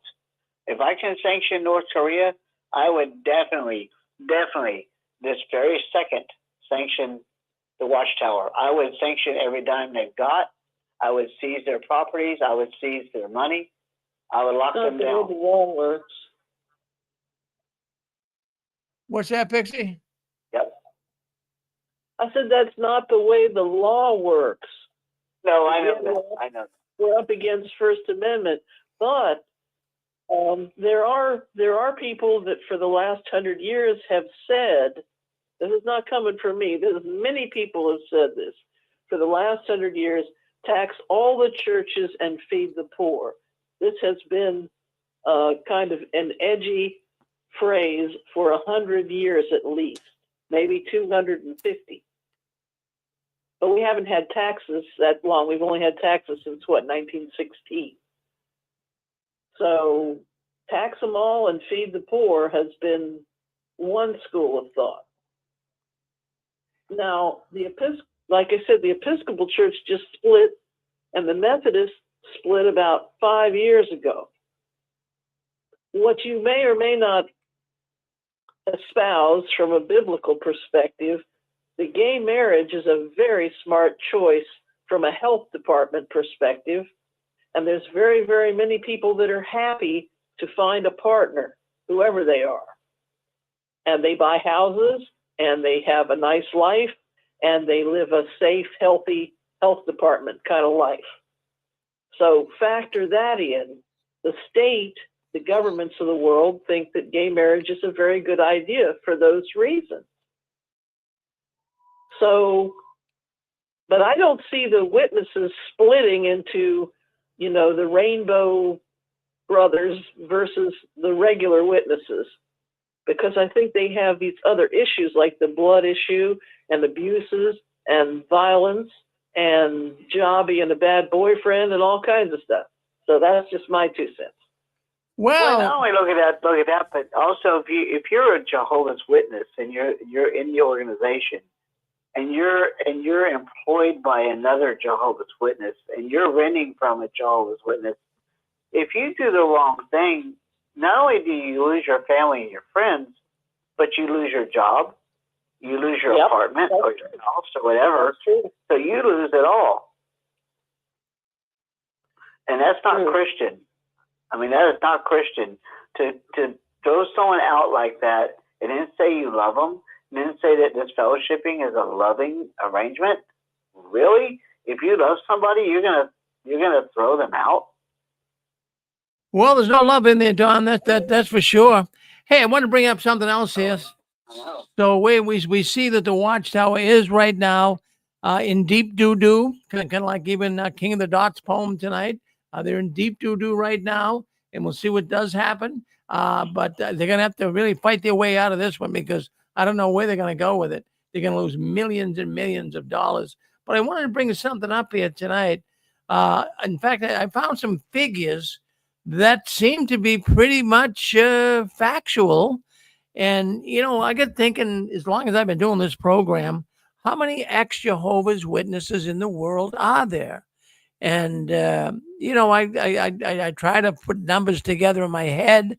I mean, I know right now there's a lot of PMOs ready to leave the organization, but how many ex-Jehovah's Witnesses, former Jehovah's Witnesses, would you say are in the world right now? And I was astonished to get this information. I got it. Well, actually, my wife did some research on it, and she got it from Copilot, that Microsoft chat GPT type AI. And so anyways, estimates. And when I did some research on this, it seemed to be pretty true.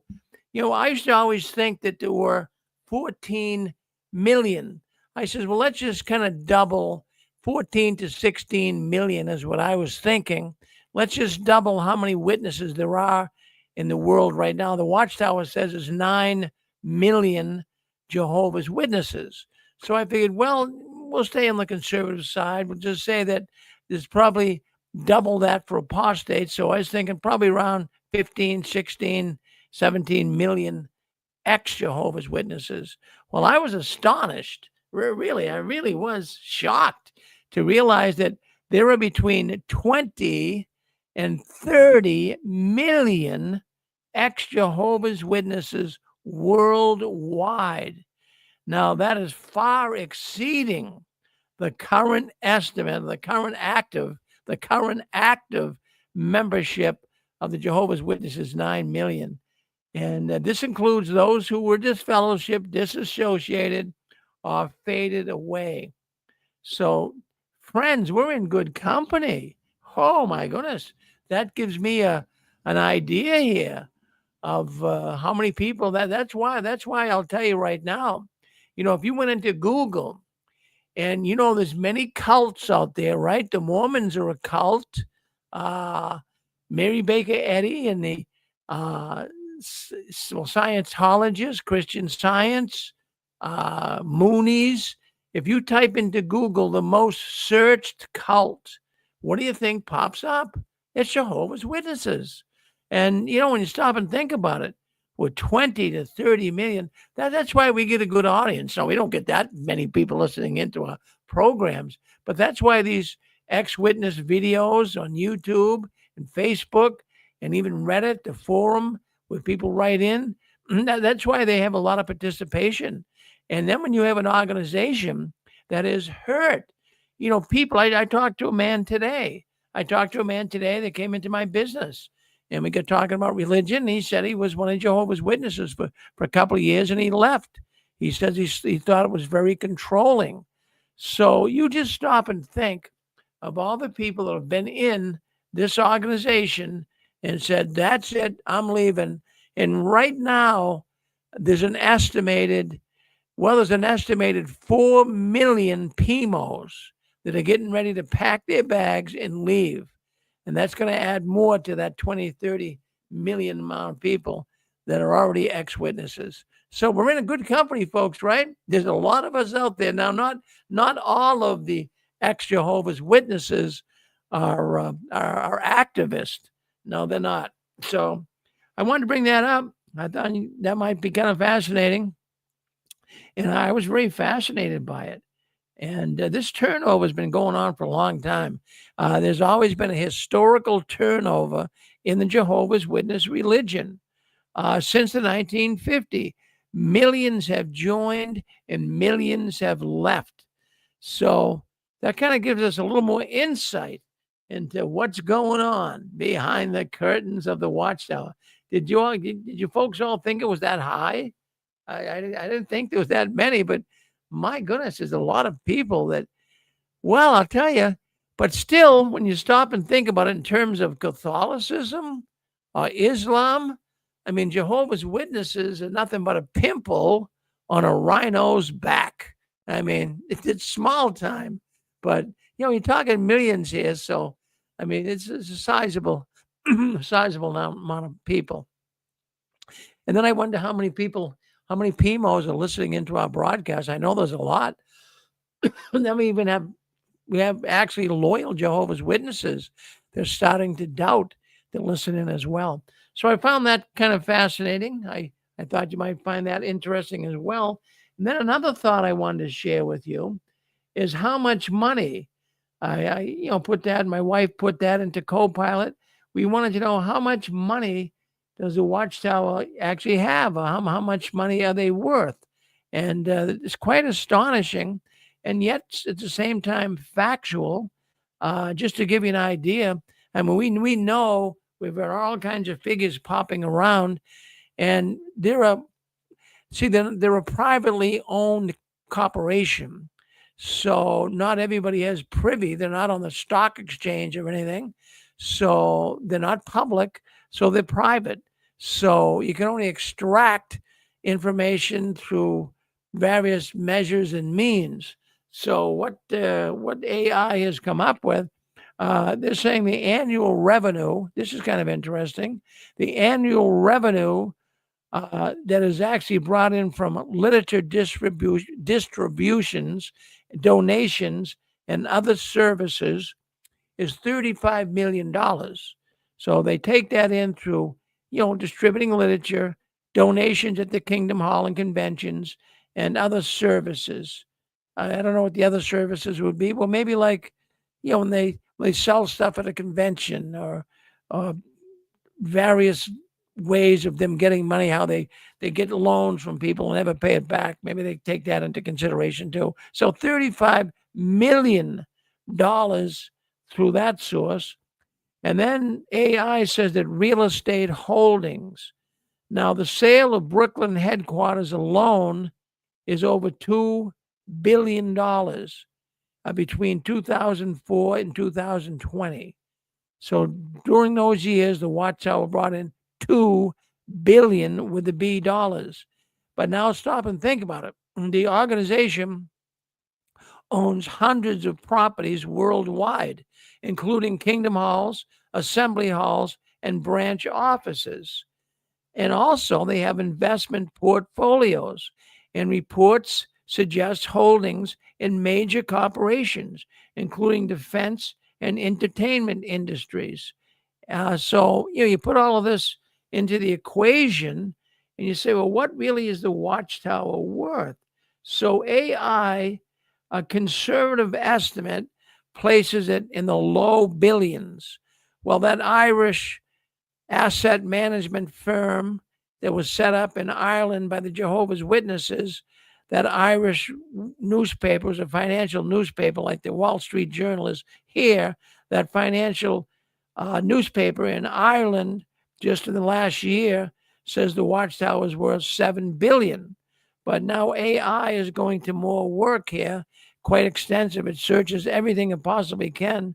And there was an European documentary that was actually cited by an ex-member and he estimated there was 52 billion. I'm sorry, worldwide now, $52 billion with a B, US dollars, on all of its property values and all of its global reaches. So its property all around the world, all the money the Watchtower has, $52 billion. That's a lot of money. Yep. And how much did they ever give you, Donald? Huh? How much did they ever give you? Give it to me. Yeah. I mean, you would have taken a fast 10 grand, right? This. And they could have afforded to do that. You know, I mean, but I never, in the 20 years of doing this program, and I have asked, did anyone ever get money from the Watchtower organization? Nobody ever called in, but now there were elders. No, the elders, though, I do know elders, you know, they'll dig in their own pockets out of empathy and feelings for some of the poor brothers and sisters. They'll dig in their pockets and help them out a little bit, but out of their money, not out of Watchtower money. But the Watchtower gives nothing. Doesn't do a thing for anybody. No, not a thing, Donald. But that is amazing. And but you know, not only that, you know, you mentioned the 52 billion, but that's not even counting the stuff that when people die that leave them. There's rich people that died that left Watchtower real estate, you know, homes and cars and money and CDs and property and, you know, all that stuff. So, and that happens quite a bit. And, you know, people are leaving everything to Watchtower. So if you add that all in on top of the 52 billion, that just adds up even more. I mean, well, they probably have that figured in, but I mean, but see, here's something here's something they don't have figured in, and I got thinking of this myself. You know, the Watchtower organization. I mean, we're talking Watchtower organization, but when you stop and think about it, if you just stop and think about it, the Watchtower, you know, Kingdom Halls, who knows how much, you know, some of the money's being hidden there, so to speak. Who knows how much money is even there? So when you take a look at assembly halls, some of the money could be there that they're getting, and, you know, it's not being reported. So I think of that too. It's, you know, it's just not the Watchtower organization. They have all these numerous corporations under them too that maybe AI didn't even pick up on. I mean, the Watchtower has over 200 corporations, so I'm sure even AI couldn't get it all. It'd be like the Internal Revenue Service. How could you ever track it all down? So there's a lot out there, Donald, but all I know is they are cheap. I'm going to call the Watchtower cheap. They don't want to help people. Now, I don't mean just give money away for nothing, but there are poor witnesses. no, but You know? But if you're a Jehovah's Witness and you call Watchtower headquarters and you say, I'm starving, I'm homeless, I need a place to stay, or I need food, what they'll probably tell you is, okay, go to your local church and go get food. Now notice I said church, and I do, because I do believe they say that. You know, they say, well, go to the churches and get food, and go to your city and try to get housing and all this stuff. They don't help people with anything. And I think if I heard right, Rick, when disasters come around, like hurricanes and stuff, like I live in a hurricane-prone area. When we get hurricanes here, you know, I'm sure the Jehovah's Witnesses, they'll come down and rebuild people's houses, but they come down and rebuild them with their hands held out. They'll say, okay, give us your FEMA money, or give us your insurance check, because we rebuilt your house. But what I've heard is that the people who do the building and stuff, they don't get none of that money. It goes straight up the pipe, right up to the headquarters. Unbelievable. And, you know, when we all the crime of that is they take the insurance money and don't build the roof right. Oh, wow. well, what totally amazes me, it really, really does, is, you know, the poor witnesses that they give the organization so much, really. They do. They go out and service. They peddle their magazines. They wheel those carts around. They knock on doors. They use their own gas money, their own cars. They get no reimbursement for expenses. They do all of that. And would the Watchtower ever They even? do all that in the hope that they will be saved. Yeah. They're doing it for the governing body. Yeah. They're doing the governing body's bidding because the governing body threatens them. If you don't go out and service, if you've got blood on your hands, yada, yada, yada. And so they got them all scared to think, oh, if I don't go out and service, then those people that I don't knock on their doors to, if they die, their blood's on my hands, blah, blah, blah, blah, blah. But that's how Watchtower, that's what Watchtower does. That's how that goes back into the spiritual control thing that was talked about earlier tonight. You know, they control you spiritually. If they can wrap that noose around your neck, saying, if you don't do what we say, Jehovah's going to kill you at Armageddon. You'll do it. You'll make sure you do it. And that's how they do it. They hold that over your head. Well, they coerce you. So that you'll go out and do it for them. Hey, let's bring in. We got 203. Is that Carol? 203. Come on. Hi, Rick. Yep, it's Carol. Yes, Carol. Listen, I had a visitor the other day. It was quite interesting. It's a little off topic, but my son-in-law drives for a company here in Connecticut that delivers steel. And he was telling me, he came over the other day and he was telling me, he says, I went to that Jehovah's Witness place up in New York. And I went, oh, and I couldn't remember Ramapo. But anyways, I says, what happened? He says, well, he drives an 18-wheeler and he delivers steel. And apparently they must have a contract with that company. And he brings his steel up and he had to use the bathrooms. So he says, what a place. He says, there were all guards and stuff. And they escorted him to the bathroom, stood there, waited for him, and then escorted him out. He says it was kind of creepy. But I thought, well, with all that steel, I wonder what they're still building. Well, they're building that Ramapo, that audio video studio up there in Ramapo. It's very expensive. Yeah, no, he's one of many drivers. So he happened to get that route. I mean, from Connecticut to there, it's quite a distance. Yeah. But I thought that was really interesting. I was kind of shocked. And he was telling me about this other place nearby that has the same setup. It's some kind of either religion or whatever. And they have guards and gates and stuff. He says, really, really, it was strange. He says, boy, that place is big.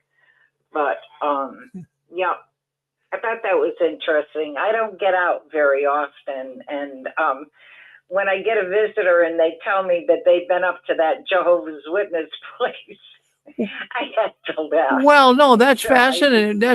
That's fascinating. I'm glad you shared that with us, Carol. No, I find that very fascinating. Yeah, no, thank you. I thought so.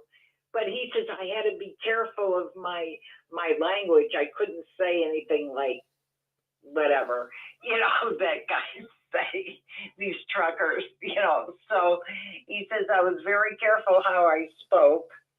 But I just don't worry about it. They swear like anybody else. Oh, yeah. Well, no, I find that anything along those lines at all, I encourage the audience to call in, share those stories with us, because that gives me more understanding. It is a big place, that Ramapo project. Now that could go upwards of $500 million. It could go as high as $500 million. Yes, it's expensive. It's amazing. But you know what? On what you were talking about everybody leaving, I don't think they're surprised. I think what they always taught us was the greater number will cool off as the time gets closer of the end of this system of things. I don't think they're surprised at all. You got me laughing here a little bit, Cal, when you say the greater number will cool off. We remember all of these phrases, don't we? Huh? And we'd always say that. I can remember them. Some people were missing from the meeting and not at the assembly. Well, the greater number is cooling off. Jason. Yeah, the greater number. Isn't it? You know, there are some things, I remember them telling us our minds are like sieves. You know, like you put the rice in and some will escape, but most of it will stay. You know, and I sit here after, what, 40, 50 years Yeah. or something like that, 45 years of being gone, and I still remember some of this crapo. It's just, you know, I sit here and go, when will it ever go away? I don't think so. It's never, Carol, it's never going to go away. They rented space. They rented space in our head. We're having a hard time evicting it all. We can't get it out, you know? Yeah, I've been in this business of for a long time. That's how I got free from that AOL chat room. Yeah. I'm telling you, where there were exes. And it was wonderful. We got very close. I still have friends today that from way back when. But you know, well, you know, I don't think they're surprised. I don't think they're in shock or anything. They know.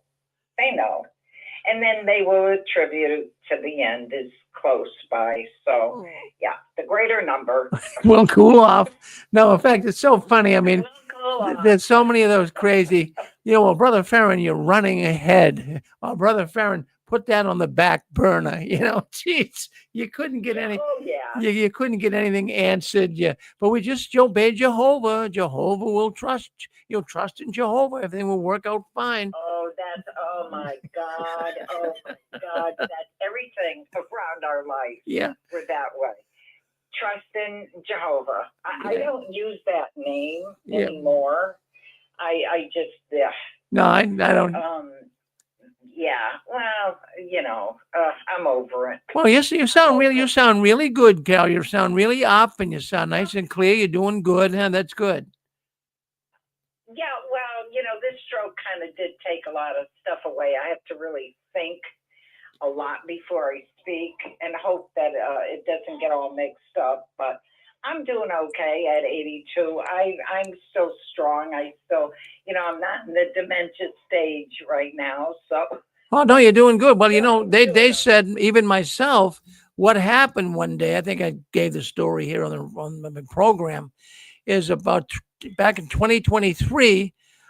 Susan, my wife, was in the hospital at the MGH hospital in Boston. So I went up to see her, and I walked into the room, and gee, I stood up next to her bed, and all of a sudden my mouth got like someone gave me a shot of Novocaine. And my right hand began to tingle, and it didn't get numb, but just tingle. It felt weird. So what I thought is, one of the nurses left some opiate medicine or something around. I got some fentanyl or something in my mouth, and it affected me. I really thought that. So I just didn't really think much about it. And so, you know, I told people this. I said, geez, Rick, you might have had a stroke of some type. I said, geez, I don't know. And so anyways, after a year, you know, people kept telling me, geez, Rick, go check it out. So anyways, I went to a neurologist, and they did tests and what have you. They said it very well could have been a very slight little stroke. And exactly, yeah, but I could have had, I had COVID too. And it says sometimes even COVID can do that to you, you know, because a lot of people get messed up. Probably. You know, Yeah. So I wasn't really sure. The funny thing is that sitting on the show, watching the show, enjoying myself, all of a sudden my eye went crazy, my balance went off, and I'm sitting on your show. I had my stroke. Wow. So I had to tell some people, I said, listen, I can't see anymore. So I hung up and I, shut down. And then I went to bed and I woke up on the floor. So, yeah. So that was it. But, I'm strong. I'm from the old school. We don't give up. Well, no, you sound really chipper tonight. Seriously. You sound really good, Carol. Yeah. You really do. I haven't called in for a while. Yeah, well, you sound really good. You got a good, strong voice. And I'm glad you're doing better. But thank you for coming in tonight. Thank you. Oh, you're welcome. Carrie and Rick, just don't you forget the gathering of yourself. Don't forsake the gathering of yourselves together, even all the more so as you know that they join you. And Carrie, I think you'd better explain that this thing that happened to you, that happened some years ago, because people in the chat, some of them seem to be thinking it just happened. Oh, no. It was, what was it, 3 years for, I can't remember. Yeah, you were in the video. It was after 2020, COVID hit, and then I had my stroke, but it was just a few years ago. So, yeah, I'm good. Zachary, how are you, my dear friend? I'm fine. I just remember when that happened, you were in the video suite. Yeah. And yes, you said, I was. Something's going on here. And then you said, I have to leave. Yeah. Yep. That's when you had the suite, Rick. I can't remember. Well, that would have been 2023 was when we had it. But you know who had it? Okay, that's it. Well, I'll tell you, David Wexler. David Wexler. He's called into the program numerous times, but he called in earlier on Anne Marie's show. He just had a stroke, and he's a young man, but he landed up in the hospital. He couldn't talk for 3 weeks. And he was blaming the Watchtower on it because of the problems he's having. He's married to a witness woman, and he says it's the Watchtower's fault. And he was going on and on and on earlier. But geez, he was a relatively young man. But yeah, I guess you got to be careful. I mean, a stroke can be really bad, and sometimes you can get a small one. So they put me on. I got lucky. What type of medicine? They put you on medicine, right? I'm on an aspirin, a blood thinner. That's it. I'm not big on medicine. Yeah, that's. But I was in the hospital for a month, and I called in the show while I was in the hospital. Wow. Yeah, it was a few years ago. Yeah. Well, I'm glad you're doing good. I made sure they got me your phone number. Well, thank you, Mom. I'll tell you, but doesn't she sound good, Zach? Yeah, she's a good. Thank you. Is this Dallas? This is Donald from Texas. Oh, Donald. Okay, Donald. I'm sorry. Yeah, That's my greeter, Dallas. we got a lot of new ones now too, Kel. But thank you very much, and I'm proud of you. Keep waving that flag. Keep waving that flag of victory, Cal. Don't you ever give in up or out. We love you. We love you, buddy. Thank you. Yep. Bye bye. Okay. Bye bye. Well, I hear Zachary on there. What are you getting warmed up for the game, Zach? I got some really good questions tonight. Well, No, I'm listening. I'm enjoying.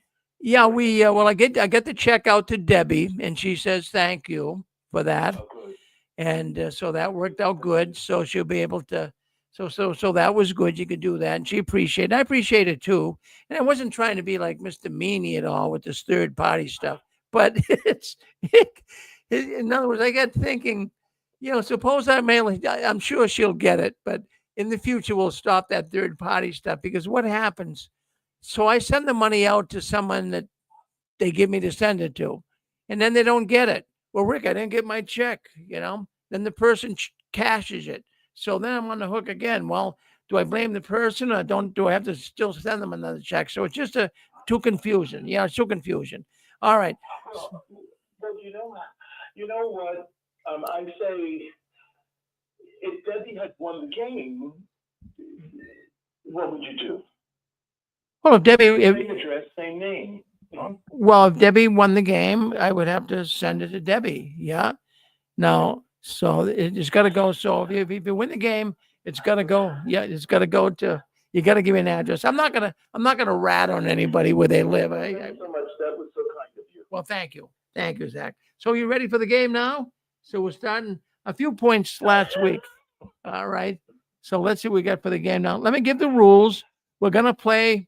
It started off as the duck game. It's still called that, but it's a trivia. It's a Watchtower trivia game. And what we do here is you keep score now. You all have to be on the honor system. So I'm going to ask you a trivia question about the Watchtower. So if you get 5 points, you get a book. We have a man here that's given us numerous books. Jim Hill He's a great guy, Nathan Natus. You know him on JWN board, forum board, and he gives us the books to give away. The Watchtower, older Watchtower publications like The Millions Now Living Will Never Die. So we have those books, and I've been giving some of those away. Been giving a lot of those away, and we also have $100. If you get to 12 points, you get $100. So 5 points a book, 12 points, $100. And then when someone does win, we go right back to square one again. So there's a few winners last week, but I don't think anyone's close to 1,200 yet. But anyways, I want you to keep score honestly. And here's how it works. Did you just now say no one's close to 1,200 yet? Are you? You just said, do we have to get 1,200 now? Not 12. No one's close to 1,200. I'm sorry. I did say that, Zach. I did. Boy, I did say not. No, not 1,200. That would be totally unfair. It's 12. 12. Yes. Yeah. Yeah. Now, I had 10 points. Does that mean that I go back to zero? Because I remember I was on your show on a Sunday, and you said that Zach gave his money to Debbie, but it was not going to go back to zero, or did it go back? It goes back to zero. Yeah. I'm sorry. Oh, okay. Yeah, it goes back to zero. But Okay, let's work together here. So I got some ideas here. Why don't we let a single person every week answer all the questions, right? So that person will will get to 12 quicker, and they'll get the $100. And then we go to the next person, and we do it like that. And by the time we're done, Rick will have to send out 1099. well, Wait, I'm teasing. That's a joke. Wait a gosh darn minute. What happened to my idea about Zachary working with Rick on these questions? That's what you do when you take Jeopardy. You get the best contestant, and what happens? They get to host the show. I never saw that. Can work together. I never saw that. You never saw it? I never saw the person who wins host the show. Yeah, you remember when the guy passed, and they were trying to figure out who should take his spot, and they said, "Well, what about the best? The person that's won the most." And so he got to host the show for however long, and it was a great idea. So whatever happened to that idea? Well, it's a good idea, but we want to keep it as simple as we can. We'll keep it as simple as we can. But what you guys could really help me out with, though, is here's what I want you to do. You pick a number from 1 to 100 and call that number out.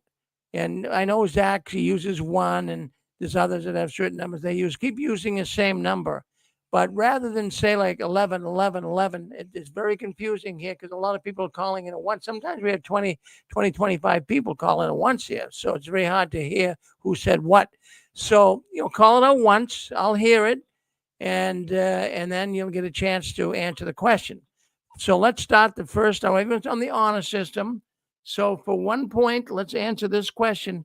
But you answer the question after I say go. After I say go, you answer the question. All right. The old term, going back to 1960s and even 50s, the term for Jehovah's Witnesses with the earthly hope were called what?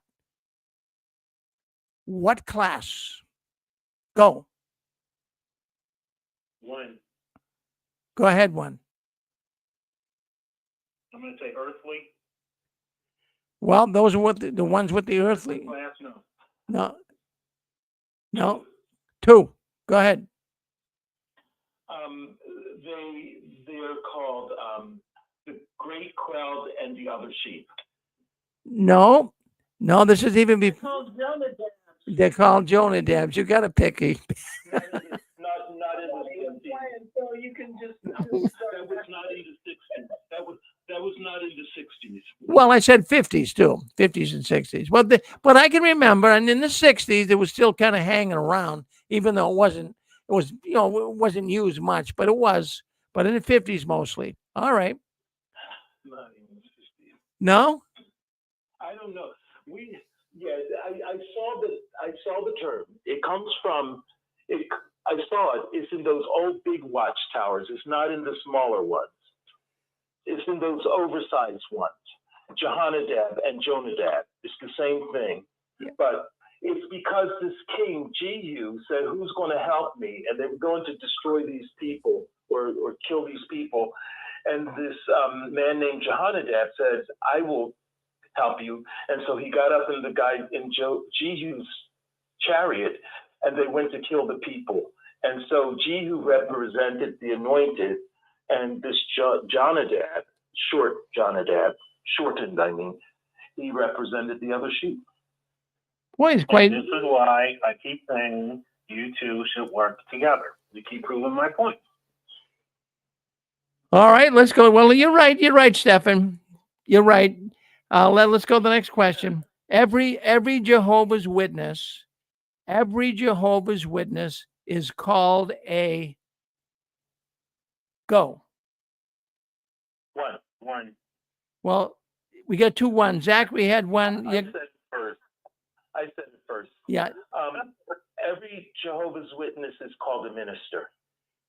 That could be true, but it's not the answer. It could be the answer, but it is. 7, go ahead. I'm going to say an unpaid volunteer in the Order of Jehovah's Witnesses. No. Anyone else want?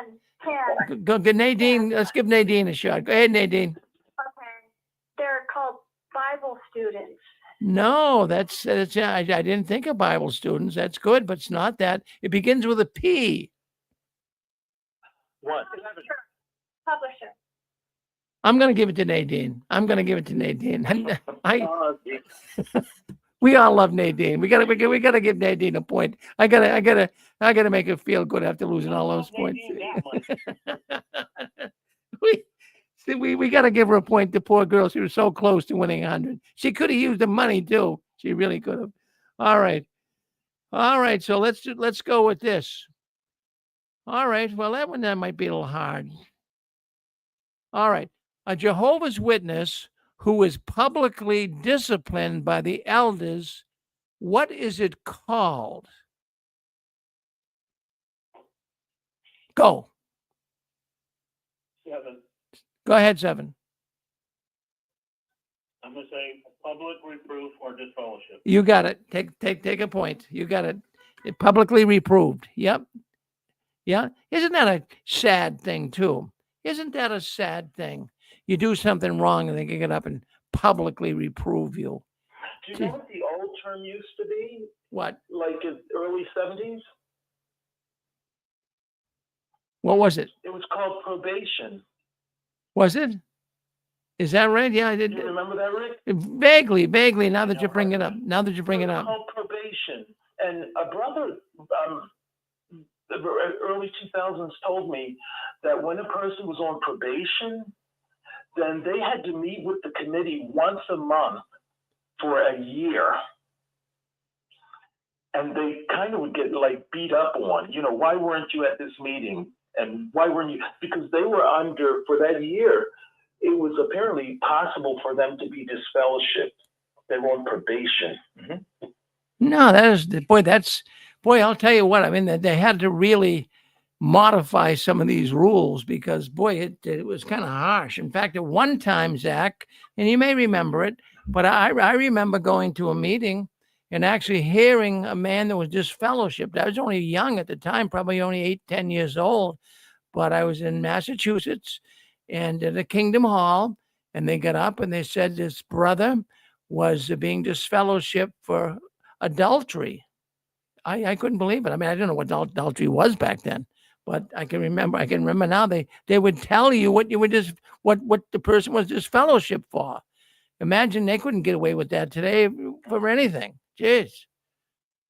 All right, let's go. I've heard about that. Yeah. Rick, Yes. I just wanted to say really quick, when we used to go out in service, we'd knock on their door and we'd go, hi, my name is Nadine, and this is my friend, and we're Bible students.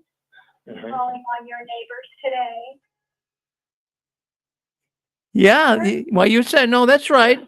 No, I used to use that term too. I use that. You're trying to squeeze another point out of me, Nadine. No, I mean, I just remember that's what, like, they taught us that at the meeting. Oh yeah, no, they did. No, we did. Yeah, that's true. Now, hi, we're Bible students. Yes. We're Bible students in your neighborhood today. We'd like to talk to you about the Bible.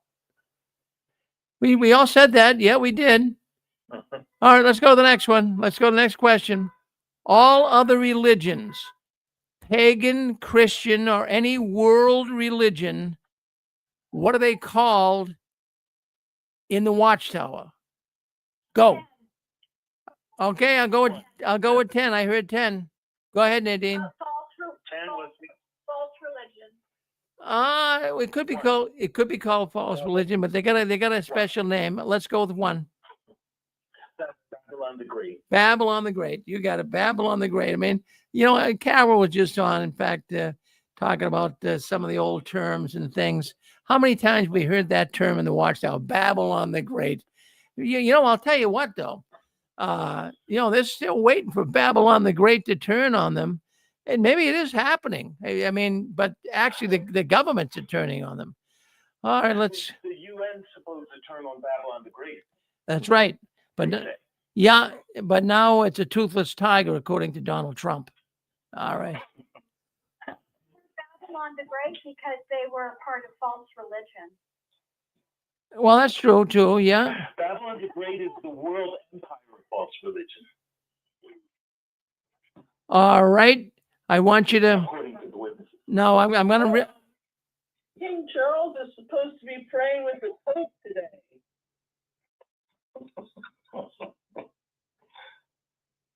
It's the first time that's happened together since the Reformation.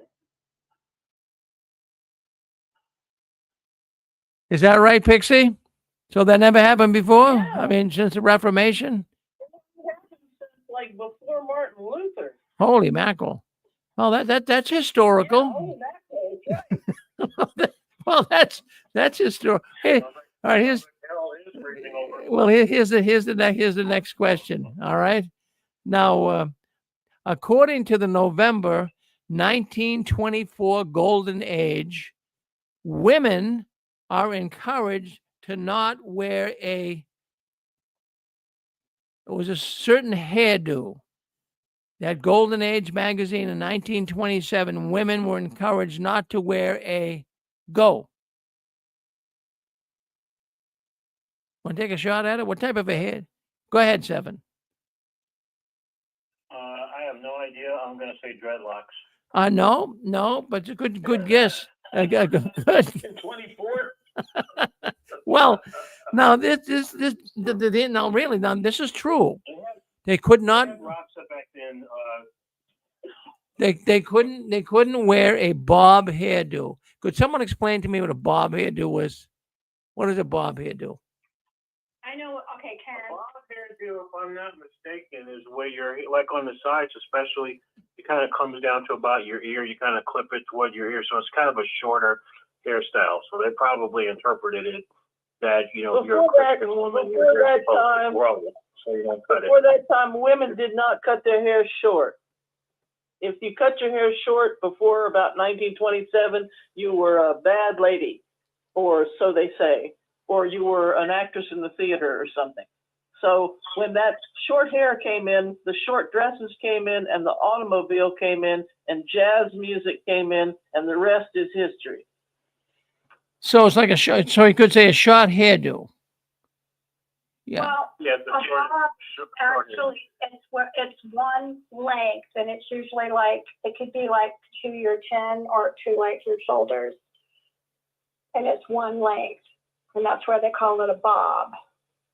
All right. But now the Golden Age goes on to really say a little more about that bob hairdo. It says the bob hair craze, evidently back in the 20s. Well, I guess it was, now that I think about it, the roaring 20s.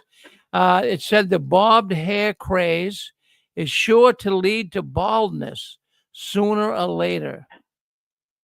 That's crazy, huh? A bob has nothing to do with your scalp. Well, the Golden Age has nothing to do with real science either. I mean, that's crazy. There you go. Jeez. There you go. It might lead to bathtub gin and jazz music. Oh my. Yeah. Okay. I tell you, some of the stuff you read from the Watchtower publications is crazy. All right. So here's one for you. From 1881 until 1953, the Watchtower believed that Jehovah resided in the center of the universe on a star. Go. What's the name of the star? Seven. Go ahead. Seven. Go ahead, Seven. Yes. Well, we had two sevens. I think it was another. It was, yeah, it's Pallades. No, who said Pallades? Pronounced seven. There was two sevens. It's pronounced the Pleiades. It wasn't Pallades. It's pronounced Pallades. How do you pronounce it? Pallades. Pallades. Yeah. The seven sisters. Well, I think Pallades. Constellation. That's the constellation. But what's It's the Pleiades, and it's the seven sisters, and it's a white star cluster, and 6 of them are visible on Earth. You know why the 7th one isn't? Because when she went back to heaven after having come to the earth to fornicate, she lost her glory. Where'd you get? Go ahead. You're making that up, Gilbert. Yes.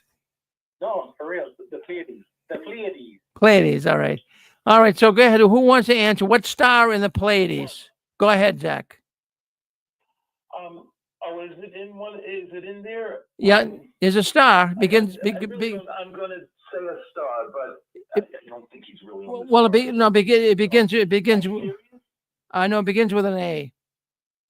I'm surprised. It begins with an A. Alcyon. Alcyon. The star Alcyon. Yep. All right. Let's go with this. I thought you were going to say the planet Uranus. No. All right. Let's see this. All right. We'll do one more here. I just said that because that's most of where Watchtower teaching comes from. Is the anus. Yeah. All right. Let's do this one here. Let's see if we can come up with another one here. I got a ton of them here. I want to try to give you guys an easy one. These are very hard. All right. I'm looking for an easy one. I'm looking at. All right, let's get. Yeah. All right, let's go with this one. All right, is this true or false? The Watchtower in November 15, 1964. It says the use of blood in adhesives for manufacturing plywood and other commonly used material has now come to the attention of Christians, and we use plywood. So were the witnesses encouraged not to buy plywood that had blood in it? Yes or no? Go. 10. 7. Nadine? They were encouraged not to buy it. Yes. Now, can you imagine that today? I mean, that's so archaic sounding, but can you imagine that today back in 1964? What would you do? Go to the Home Depot today and you're going to buy some plywood for your house or whatever. You're going to put on your floor, going to put on your wall, whatever. And you say to the guy at the Home Depot, does this plywood have blood in it? I mean, they would think you were nuts. I mean, they would back then too. Can someone? They told us not to eat certain candy bars. I never believed any of that. How could you, Pixie? I mean, how could you? I mean, now that we look back at this, well, isn't it really nutty what we went through? I mean, but we all believed it. It was nuts. Well, I'll tell you. So keep the points. We'll play the game again next week. But I want to thank you guys for really playing the game. And I want to thank everyone for coming in tonight to Six Screens JW World News. Now, we're going to do Sunday tomorrow. We have the Six Screens Sunday edition beginning at 1 o'clock. And then we talk about theology. We don't do it on Saturday night. But on Sundays, we talk about theology, scriptures. We have programming. We got a great program called The Christian Court, and that's on at 4 o'clock tomorrow. And what that's all about is, Christians in the world of real Christianity, Christians have peculiar questions. And, sometimes it can be various answers, unlike the Watchtower. So it's a good program. I want you to come in tomorrow if you can, but it starts at 1 o'clock. All of our programming on the 6 screens at 1. So I want to thank you all for coming into the 6 screens tonight. I thank you for spending your time with us. And we wish Debbie Moore the best in the hospital where she is and nursing home. And Debbie, your check is on the way. So I'm glad that Zach was so willing to help you out with that. Thank you, Zach and Debbie. It's on the way. So I want you guys to keep standing tall. Don't you ever give in, up or out. And the last one leaving the Watchtower, by all means, turn off the new light. We'll see you tomorrow on the 6 screen Sunday program. Thank you. Bye all. Bye all. Bye.